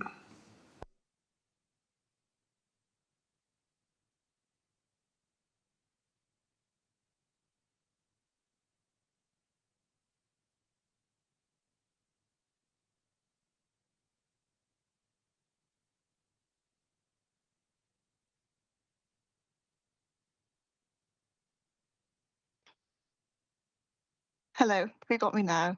Yes. Yes, brilliant. Okay, that's clearly the headphones going to sleep for the my patient 2 hours. Although I could hear what was going on, so thank you very much, Chair. Yeah, as mentioned, I'm the audit manager at Audit Wales, responsible for financial audit. So I'll take you through the audit plan today. Unfortunately, my performance audit colleagues couldn't be with us today, so I'll do my best for that section. But if there's any specific questions that you want me to take away to performance audit colleagues, I'm more than happy to do that, although I'll try and answer what I can. So I'll take the report as read and sort of dive into the key points of the plan, but again, I'll take any questions at the end about any section of the report. So I'll probably jump straight into materiality. So the materiality figure that's quoted in the audit plan is based on the prior year audited figure. We've now received the draft accounts, so we have actually updated our materiality, and this has increased slightly to 3.6 million. As ever, there are some areas of the accounts where we apply a lower materiality threshold due to their sensitivity and their nature, sort of public interest, those sorts of things. So these are senior officer remuneration and related parties. We've got 2 significant risks on the audit this year. One is the non-rebuttable risk of management override. This is something that's present at all bodies, and we undertake specific work to respond to this risk each year. We also have a risk of material misstatement due to fraud in expenditure recognition in the plan this year. So this is a presumed risk at audited bodies that can be rebutted. At the time of writing the plan, we still had some planning procedures to work through before we could rebut this risk. Given the cut-off issues that we've had with creditors and expenditures in previous years, we felt it appropriate to sort of keep this risk in the audit plan for the time being. But I will stress this doesn't necessarily say that there is any material fraud in the accounts, but it's just a risk that we need to consider and design audit procedures accordingly to address. The next section brings us on to other areas of audit focus. These are the valuation of land and buildings and pension fund liabilities. The risks around these are largely related to the level of estimation used to come up with these valuations. There's still, a significant level of uncertainty around sort of inflation, cost pressures that are leading to, increases in build cost figures. So, there is a risk that the sort of carrying value of property is materially different to those current values. And in addition, the triennial valuation of pension fund assets will be recognised in the accounts this year. Last year, we made a recommendation to improve procedures around collating information to inform the related parties' transactions. This was due to some of those records and those declarations of interest being quite old at the time the accounts were pulled together. I understand a new procedure has been put in place, so we'll await the outcome of the audit to see what impact that's had, but I believe there's been quite a good turnout in terms of sort of collating those declarations this year. And finally, as I mentioned previously, we have identified errors relating to capital creditors in the past 2 audits, where expenditure was incorrectly recognised in the front. Oh, sorry. In the meeting, okay, go on. Oh. Yeah. Sorry, Peter. I think it's Peter. You're not on mute. Yeah. Carry on, Rachel. That's quite all right.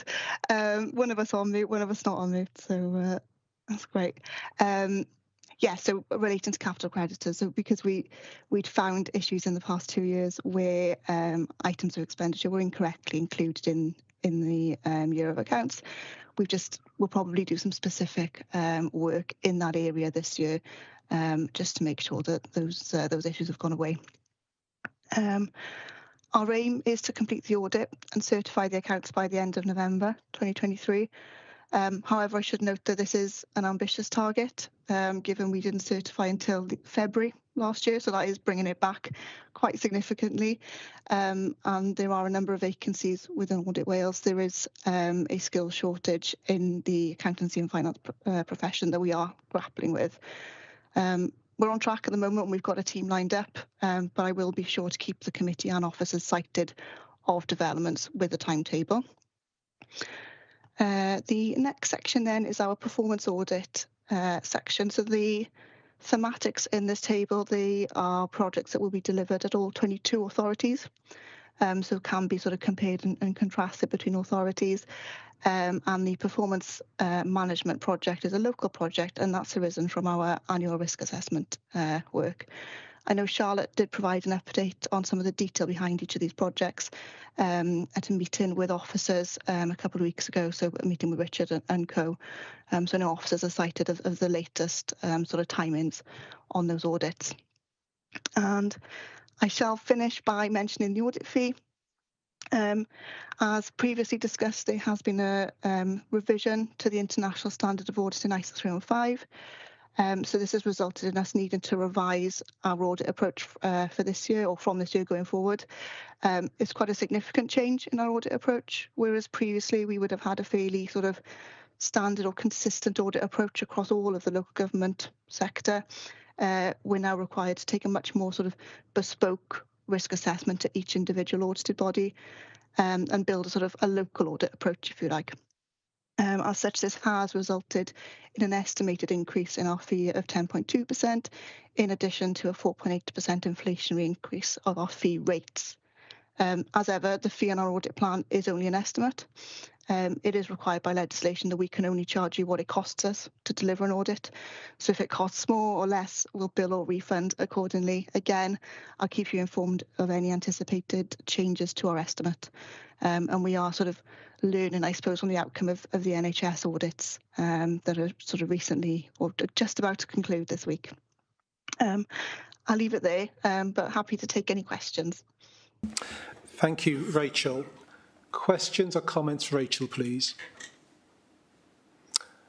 I'm not seeing any, so thank you for that update. Very helpful. Clearly, as you've already sort of mentioned, please keep officers updated in terms of any slippage in the annual audit plan. That is important, so officers can manage workload and consequential impacts accordingly. But thank you, Rachel. That's great, thank you. I think we can move on to item 13. Item 13 is a forward work plan, largely for noting, but I did sort of advise Wendy that there are 2 items to be added to the November meeting, which Wendy's dealt with, which is great. We can then move on to item 14, which is the minutes of previous meeting. They start at page 207. Wasn't intending to turn the pages. Just to note that there's a slight amend to be made to the first page in terms of people present, and Wendy's already made that update. And that changes respect of the Vice Chair. So clearly the Vice Chair is Tony, not Peter, so that change has been updated. No comment. Okay, I suppose we better look to approve these minutes. Anyone willing to move to approve? Colin, second. Yeah. Take your pick, Wendy. Rodri, possibly. Okay, that's fine. We had a good selection. Okay, that draws this meeting to a close. Our next meeting's 20th of September. May I say to members and officers, I do wish you a great summer. Hopefully weather improves and you will come back in the autumn fully refreshed. Thank you once again for your contribution and time. Much appreciated. Thank you, Chair. Thanks, Chair. Cheers. Thank you, bye.